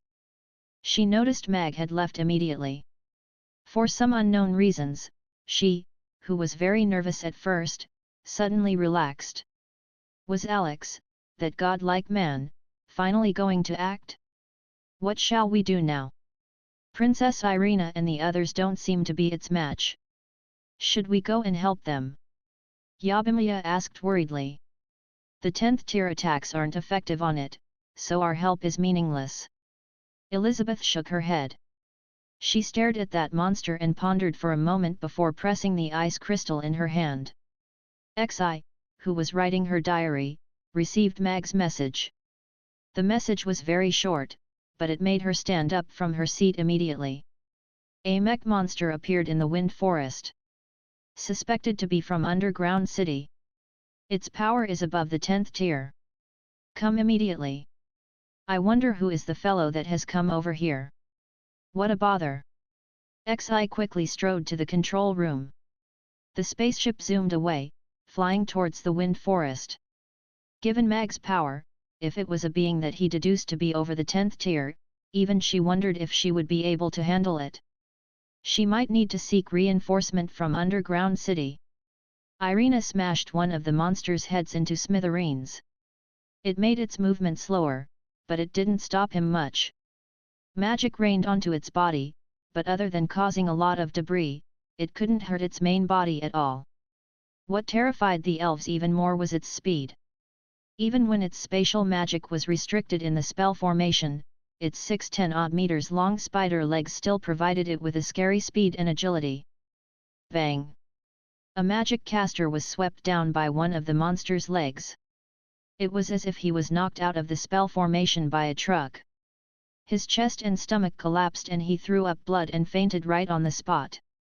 In the blink of an eye, 6 of the 10th tier elves that took part in the battle were disarmed. They all left the spell formation with injuries. One of them was even flattened straight away. Only Irina, the queen, and Helena were left in the arena. Now, it's your turn. The monster turned to look at Helena, who was hovering in the void, and jumped up with a grin. It swung its iron rod at the last star while trying to grab Helena with the other hand. Black hole, annihilate! Helena raised her crystal ball and chanted loudly. A dark light lit up in the crystal ball and then collapsed and extinguished instantly. The space began to distort, as though a terrifying suction had appeared. Even the surrounding beams of light were twisted. The star above Helena's head was knocked out, but the hand that was reaching for her was instantly engulfed by that black hole. Panic appeared on the monster's face for the first time. Its body suddenly twisted and fell downwards. The hand that reached into that black hole was engulfed instantly, even a piece of its body was swallowed up. Metal and spare parts were revealed, but they were soon covered by a black mist. The black hole disappeared as soon as it appeared. Without the enhancement of the starry sky domain, Helena fell out of the sky with a pale face. She was caught by the queen and retreated to the edge of the spell formation. Excellent! Now, I have decided to kill all of you, the monster said coldly, and dozens of holes appeared on its body. Gun barrels were extended out of those holes. Irina, help Sally look over our forest. Also, you must protect the holy infant. It is the reincarnation of the goddess of life. The queen's voice sounded in Irina's ears. The next moment, a golden glow from a spell formation lit up beneath her feet. Royal Mother! Irina was shocked. However, with a flash of golden light, she was already teleported to a spell formation miles away. This time, let us protect our forest and people. The queen looked at Helena and smiled. All right, I'll do it with you. Helena held her hand, just like how they made their promise on the battlefield 800 years ago. The two looked at that monster and raised the crystal ball and magic caster's staff in their hands. To death with you! The monster howled ferociously. The cannon spat out countless flaming tongues which evolved into fireballs, raining over from different directions. Helena and the queen, who were at the front line, had to brace for the impact of the fire. Back then, I thrashed the demons here. How dare an ugly monster like you create trouble here? How noisy, the queen said coldly. A black hole suddenly appeared in front of tens of fireballs flying toward them. Before the fireballs exploded, they were engulfed by the black hole. The other fireballs landed on a golden shield, causing it to tremble violently. Its glow dimmed significantly and the ground was charred. The queen struck her magic caster's staff forcefully onto the ground. Immediately, the magic caster's staff was enveloped by a green glow.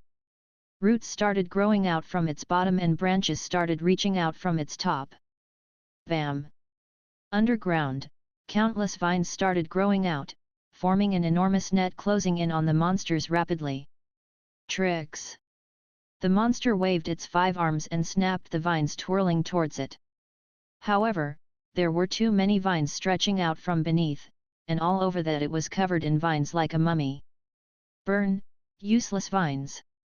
The monster growled deeply and the vines on it started burning, reducing to ashes in no time at all. However, just as it was about to regain sight, a red crystal ball appeared within a meter of it. This is... The monster opened its mouth. The crystal ball suddenly sped up and shot into its mouth. Star core, explode! Helena shouted. Boom! A thunderous roar sounded. The right side of the monster's head exploded and bits of metal burst out into the air. The monster also flew hundreds of meters out and smashed into a spell formation, causing two of its spider legs to become twisted. "Darn woman, this is the end of you." The monster howled and disappeared. "Be careful." The queen activated the teleportation portal in an attempt to teleport Helena away. However, in an instant, the monster appeared in front of her. It lifted one of its spider legs, slashing it down like the god of death's chainsaw. "Surprised you, didn't I? I'm killing you first." The face of the monster's last head was writhing as it let out a burst of evil laughter. It could almost see this noble woman's head being chopped down by it. The head of the elf queen would make a very good collection. It should be able to fetch a pretty good price in the black market, right? That would make up for its injuries. "Your Majesty." Helena, who was already in a defensive stance, saw this scene and her expression changed immediately. However, she was already at her limit after casting the Starry Sky spell continuously and could no longer render any help. "Royal Mother!" Irina cried out. The magic caster's staff in her hand lit up, but it was probably too late. "Her Majesty the Queen!" The elves watched on in shock and horror. The queen had been pushed to her limits in this battle, but she still could not defeat the monster. Right now, would she even have to be killed by it? "Will that beautiful elf queen die?" Amy asked softly. "No, she'll definitely make it in time." Shirley clenched her fist tightly. She was nervous but was somehow confident. Just then, a shadow slid across the space, slicing past just as that limb was about to reach the queen. Ding! The sharp limb was chopped off and the severed limb fell right in front of the queen. Only then did everyone hear the sharp sound of the space being slit open, which left a white mark on the space for a very long time.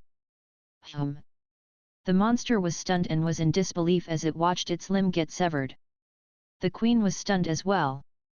However, a glow lit up beneath her feet. Helena finally heaved a sigh of relief.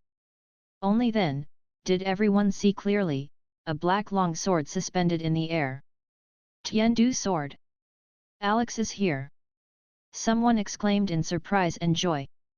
"Hey, old lady, leave this to me. You guys can take a rest." A man appeared outside of the shield suddenly as he commented lazily. "Who are you calling an old lady?" Helena was infuriated. "If you're the one it wanted to kill just now, I would have waited for it to be done killing. What a pity, what a pity." Mag stepped into the spell formation and strolled around. That was the truth. Mag could have acted even earlier. However, it actually felt pretty good to see Helena and his mother-in-law getting thrashed.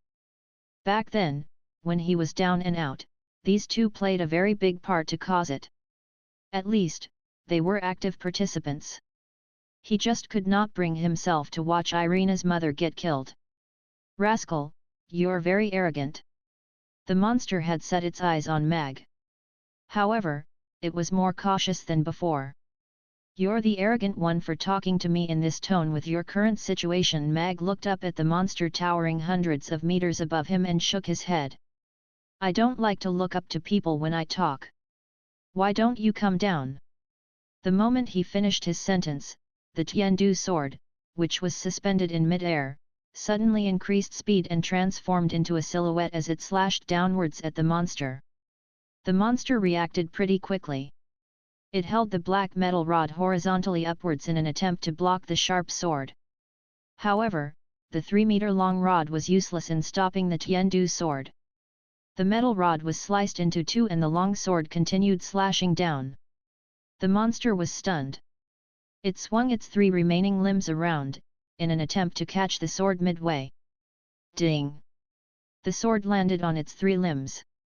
The monster did manage to catch the sword, but its horrifying force bent its 3 remaining limbs instantly, causing it to lose balance and fall forward. Boom! With a loud thud, dust rose into the air. The arrogant monster standing hundreds of meters tall was laying humiliatingly in front of Mag at the moment. "Look, that feels much better." Mag nodded with satisfaction. He reached his hand out and the Tiandu sword appeared there. Everyone's jaw dropped as they watched. The monster who breezed through the joint fight between the High Priestess, the Queen, Irina, and the 10th tier powerhouses of the elf race, was brought down to the ground by Alex in one blow. What kind of horrifying power was that? Word had been spreading around the Norland continent that Alex might have transcended into the legendary god's realm to become the one and only god in the Norland continent. However, no one knew exactly how powerful a god was. Previously, they felt despondence from the monster, and right now, Alex made them feel the incomparable distance between the two. How can this fellow become so powerful? Helena could not hide her shock. Although their joint attack had already dealt the monster with a very heavy blow, Mag's casual slash was not even a fraction of his full power. Is this the god's realm? The Queen looked at Mag with mixed feelings. This fellow still can't change his bad habit. Irina put her hand to her forehead. Why could she not feel even the slightest hint of pride? The monster's defeated. How impressive! Uncle Alex is super cool. Anna jumped for joy. Daddy is cool. Kiddo clapped along. Gina quickly covered the little one's mouth but was shocked at how Kiddo could tell. He's still becoming stronger. Elizabeth looked at Mag passionately. How astonishing! He was already at the top in the Norland continent but he could still become stronger. He was even stronger than when she first saw him, even stronger than when he saved her at Frost Dragon Island, and even stronger than when he was at the ice sheets. Every time she saw him, she could feel that he had become stronger. That was what she was pursuing. It's him indeed. Shirley looked at Mag in surprise. Although no one could see past his disguise and his identity was even harder for anyone to link, the only problem he had was that the owner of the restaurant and the world's hero could not coexist at the same time. No one noticed that kilometers away, in a battleship half concealed in the space, Xi let go of her finger on the trigger of an assault rifle. She pouted and said, "Did this fellow make me come here to watch him flex?" However, she squinted again as she locked her eyes on the monster within the spatial shield. The system had already started to rapidly analyze it. This fellow that appeared to be a monster was an unidentified organism. To be more specific, it was an oddly shaped mech. Be it the materials used for this mech, or its high standard of production, this was something that should not be appearing on the Norland continent. This was a product from the underground city and on top of that, the technology used in it was higher than that of any battle mech currently used in the army. She had not heard of anyone who could cross the border between the two worlds with the help of a mech. Who is it? What is their motive for breaking past the shield? Xi locked her brows tightly together. She tapped open the emergency contact interface and hesitated for a while before closing it. She needed more information before reporting this directly to the Marshal. This was no simple matter. Who exactly are you? The monster's voice was shaking. At this moment, it finally felt fear. This fellow was way more powerful than what the 10th tier entailed. However, according to the information it gathered, no one in the Norland continent had been able to break through past the 10th tier for thousands of years to become an extraordinaire. What's with this fellow? Me? I'm just a nobody. Mag smiled. His tone turned cold instantly as he said, "But, you hit my wife and that's terrible. Choose how you want to die. You're belittling me." The monster scoffed. It pushed itself up with its 5 arms and used its arms to replace its legs. 3 of its limbs transformed into a sharp weapon which it slashed towards Mag. Interesting. Mag moved a little and avoided all of the monster's attacks precisely. He was somewhat interested in the design of this mech. This was way better than that of Vicky's and its power was compatible with that of a demigod's realm. If it did not become severely injured after giving its all in the battle with the Queen and Helena, Mag might not be breezing through right now. However, where would the controller be hiding it? Or was this an unmanned mech that was controlled remotely? This fellow knows spatial magic. Save that infant first. Don't let him get away. Irina's voice sounded in Mag's ear. Yes, ma'am. Mag smiled and his gaze turned sharp. All right, the game's over. Remember, don't trifle with the people from the Norland continent, Mag said coldly. He tapped his foot and rose up quickly. The three black limbs were akin to spears stabbing at him at lightning speed. They had a green glow, so they were probably laced with poison. Mag held his sword in one hand horizontally before his chest and slashed at it. The three sharp limbs were sliced in a single slash, reducing to three useless metal rods falling to the ground. The monster used two of its arms to hold its body up while it attempted to catch Mag with three of its arms. Mag tapped on its giant arm lightly and leaped higher up. The larger the mass, the slower the speed. This followed Newton's second law of motion. Therefore, Mag was significantly faster. Mag reached its chest area and made a few slashes with his long sword before giving it a mighty kick. Bam! A metal pod was kicked out from the monster's body on the other side. Darn! The monster was stunned and used one of its arms to grab that metal pod. However, Mag appeared at the back as well. Before the giant arm could reach the metal pod, the long sword had acted. The giant arm, which was a few meters in diameter, was cleanly cut. Mag gave the metal pod another mighty kick so that it flew in another direction, towards the observation stage. No! The monster let out a shriek as it threw its body towards the metal pod. I want to see how many bowls of noodles you've had today, Mag said with a smile. He stabbed the long sword into the monster's chest and slashed it upwards. This stab pierced through the monster's body and slashed it into two.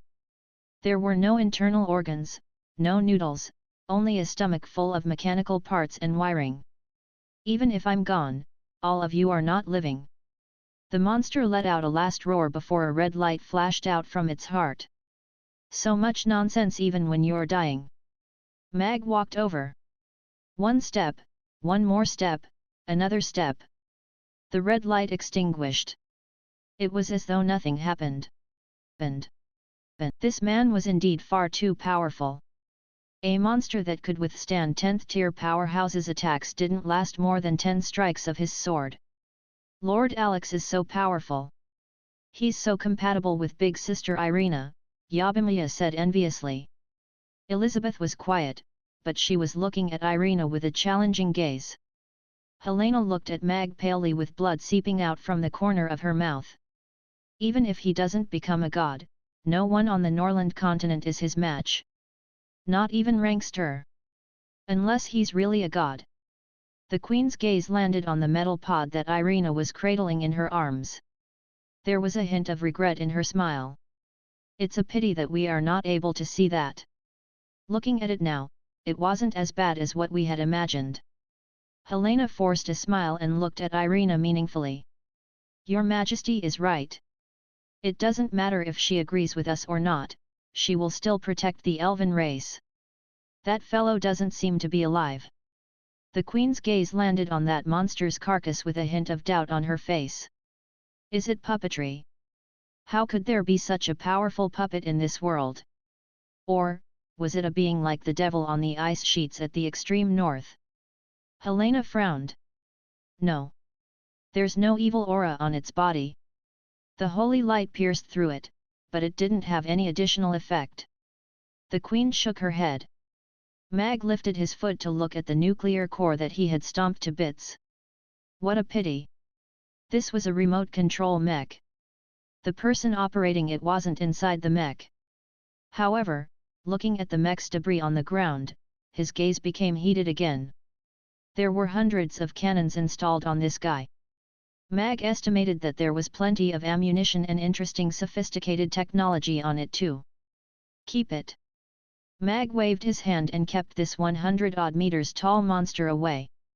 In that instant, he was even a little regretful over his decision to cut it into half earlier. This would be a great assistant if he could repair it. This fellow is so violent. Xi looked at the monster, which was cut into half and had its nuclear core stomped upon by Mag, and her eyelids twitched crazily. Compared to him at the ice sheets in the previous month, he seemed to have gotten even stronger. What was even scarier was, Mag had displayed an awesome combat power without any assistance from a mech or external object and simply relied on his physical strength, battle techniques, and his understanding of the laws. Sitting in the battleship's control room and watching that figure on the screen, Xi even felt a pressure. She felt that even with the battleship as her assistance, if she was to face Mag head-on without enough space and distance, she would be defeated quickly. The continental civilization that had always been monitored and despised by the underground city, now had a being that even she thought was scary. If this battle's video clip was sent back, it would be a high-level situation, right? Furthermore, who is that child? Why would there be someone from underground city, who was willing to take the risk of being wanted and punished, and crossed over the barrier of the two worlds just to steal her?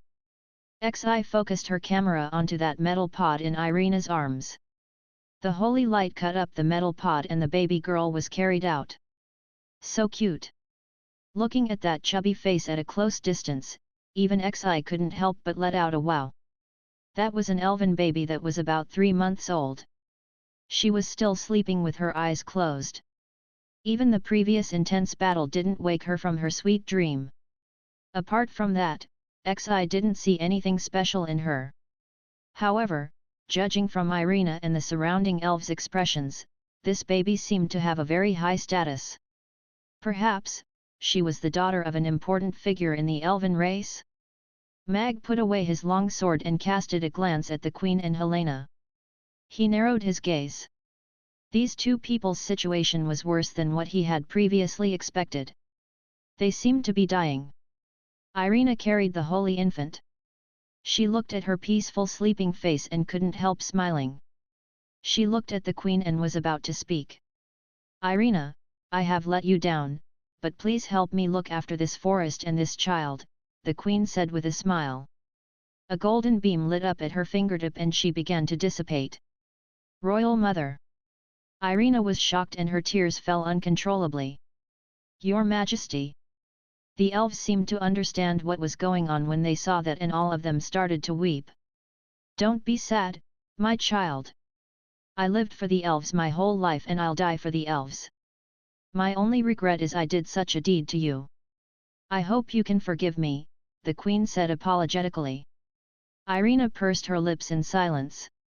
My people, please follow your new Queen and establish a new rule. Remember, you all are always free elves. The Queen spread her arms and her voice was carried out to every part in the wind forest. I will bless you all. A golden light suddenly glowed and dots of lights landed on the elves, lighting up a golden glow around them. In the deep crater left behind by the Tree of Life, a tiny tree sapling appeared. It looked so green and fresh. Her Majesty the Queen. All the elves began to kneel on one knee and there was weeping everywhere. I don't expect you to forgive me, but I admit that the decision made back then was stupid. Helena looked at Irina calmly. When her gaze landed on the baby in her arms, it became full of reverence. Please protect her. She's the future of the elven race. They are the future of the elven race. Irina looked at the elves who were kneeling below. She said with a hint of sarcasm in her smile, furthermore, this is a child who doesn't know anything. Why do you all like to impose things that children shouldn't be undertaking on them? Helena was stunned before showing a relieved smile. Sally, go do whatever you want. No one will hold you back this time, Helena looked at Sally and said her last words. After that, she turned into a black and gold beam of light and disappeared completely. Meanwhile, in the crater, next to the little tree sapling, a tiny vine appeared and gently leaned on the sapling. Sally stood amongst the elves in a daze. She clenched her fists and her gaze became convicted. The burden on her shoulders seemed to have gotten heavier. On this day, the Holy Infant was born and the elven race tragically lost their queen and high priestess. In the midst of the weeping, the sleeping baby woke up and gazed at Irina with champagne-colored eyes. She was alert and cute. She cooed and reached out with both her hands. She seemed very close to Irina.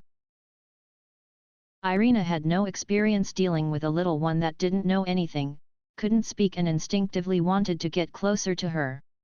The little one, who didn't get any response from Irina after waving her hands at her, began to press her lips together. She looked so aggrieved and tears were welling up in her eyes as though she was going to cry at any time.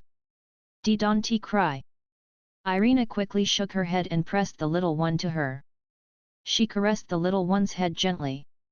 She saw Mag caress Amy and Kiddo's head frequently. The little ones seemed to like being caressed on their heads. The little one rubbed against Irina's soft bosom before enjoying Irina's caress. She smiled comfortably. It was the taste of warmth. Irina looked at the little one who soothed instantly, and softened her heart. She felt very accomplished, but she still flicked a glance at Mag. He should be able to care for this little one very well, right? Mag came to the viewing stands. He took a look at the little one in Irina's arms and softly asked, "What shall we do with this child?" The little one looked at Mag when she heard him and snarled at him. Oh, she only had 4 teeth, so she wasn't fierce at all. Instead, she looked rather cute. She's rather adorable. Mag couldn't help but pinch her cheeks. 2 faint red marks immediately appeared on her fair and tender cheeks. The little one stopped snarling and looked at Irina with an aggrieved look, as though she was going to cry. Irina didn't pamper her. Instead, she asked Mag, "What is that monster? It should have come from underground city." "It's not a monster, but a machine that was remotely controlled. It's similar to the dwarves' mechanism," Mag answered telepathically. Irina turned solemn too as she telepathically said, "Didn't underground city say they want nothing to do with us? Why are they sending people to snatch this child? Moreover, is the underground city's mechanism already this powerful? It actually could make a puppet mechanism that was way more powerful than a 10th tier. The peace between the 2 worlds is established on the basis that one is weak while the other is strong. If the gods start to reincarnate and grow up to be real gods, this balance will be broken. If there are enough gods on the Norland continent, do you think that they would invade underground city to fight for the chance to become a god? If you are the underground city's decision maker, what would you do to prevent this scenario from happening?" Mag's voice became grave. His mood also became grave. Irina pursed her lips and kept quiet for some time. "If that's the case, I would either bring these reincarnated gods away before they became real gods, or kill them. Obviously, someone in underground city has already received news about the gods' impending reincarnation, that's why it could appear here immediately." Mag sighed. Be it their power or information, they were all behind underground city. Things were getting difficult now. Of course, underground city's mechanism isn't commonly made to that standard. It should be an extremely rare mech. Mag shook his head. The cost of making this mech would have been way higher than Xi's battleship. "I want to bring this child back because nobody in the Wind Forest can protect her," Irina said to Mag calmly, but her gaze showed she was convinced on this matter. After thinking about it briefly, Mag nodded. He turned to look at Sally, who was walking over. "But I wonder what Sally thinks about it." Sally came forward. She bowed to Mag before gratefully saying, "Mr. Alex, thank you for your assistance. You have resolved a crisis for the elven race. You're being too courteous, my queen." Mag nodded before stepping to the side. Sally said to Irina with reddened eyes, "My deepest condolences, princess. I'm fine. However, you will have to take care of this mess for quite some time." Irina sighed lightly as she looked at the tree and vine that were leaning against each other. She felt her sadness had seemed to be much relieved. "This child." Sally looked at the little one in Sally's arms. "I intend to bring her away," Irina said to her. "Then, I'll have to bother you to protect her." Sally nodded before bowing to her. The elven race almost failed to protect this child after they did all they could and lost their queen and high priestess. The elven race now was simply too weak. They had no way to protect this child. Just like the queen's last wishes, at least Alex could protect this child if they let her go with Irina. They didn't know when that weird and powerful being would return again. Irina nodded slightly and looked at Sally with an anticipating gaze. Then, the elven race is now in your care. The night elves who want to come back, will return whenever the previous freedom is restored. I will take care of them. Sally nodded. Mag whistled. Howl! A griffin moved closer. Mag and Irina got onto that griffin and flew away. Mag sat on the griffin's back as he told Irina, "All right, you can teleport me back now. Is it tiring to take on two identities at the same time?" Irina asked smilingly. "It's still alright, and I felt weirdly great, just like a superhero." A light flashed and Mag returned to the battle scene. Mag walked out from the adjacent room and lamented. "Phew! What an intense fight! Alex is really too powerful. He's our example." "Hey? Boss, where did you go earlier?" Yabimiya asked Mag. Everyone turned to look at him. He didn't seem to have much of an existence during the battle. Shirley was looking at Mag with a weird gaze. "Where did he go?" "He was the man who beat up that monster. I was watching the show next door. The view there was better. You guys were too engrossed, so I didn't call you guys along." Mag found an excuse before saying, "I think we should go back now. The elven race has just gone through a catastrophe. We'll be causing more trouble for Sally if we stay here. Anyway, we have nothing to do today, why don't we stay here to help? There are so many people who are injured and so many things to rebuild and debris to clear." Yabimiya suggested. "I concur," Elizabeth said. "I concur too." Amy raised her little hand. Everyone agreed with this suggestion. "Since that is the case, let's start moving now." Mag nodded. He didn't insist on leaving.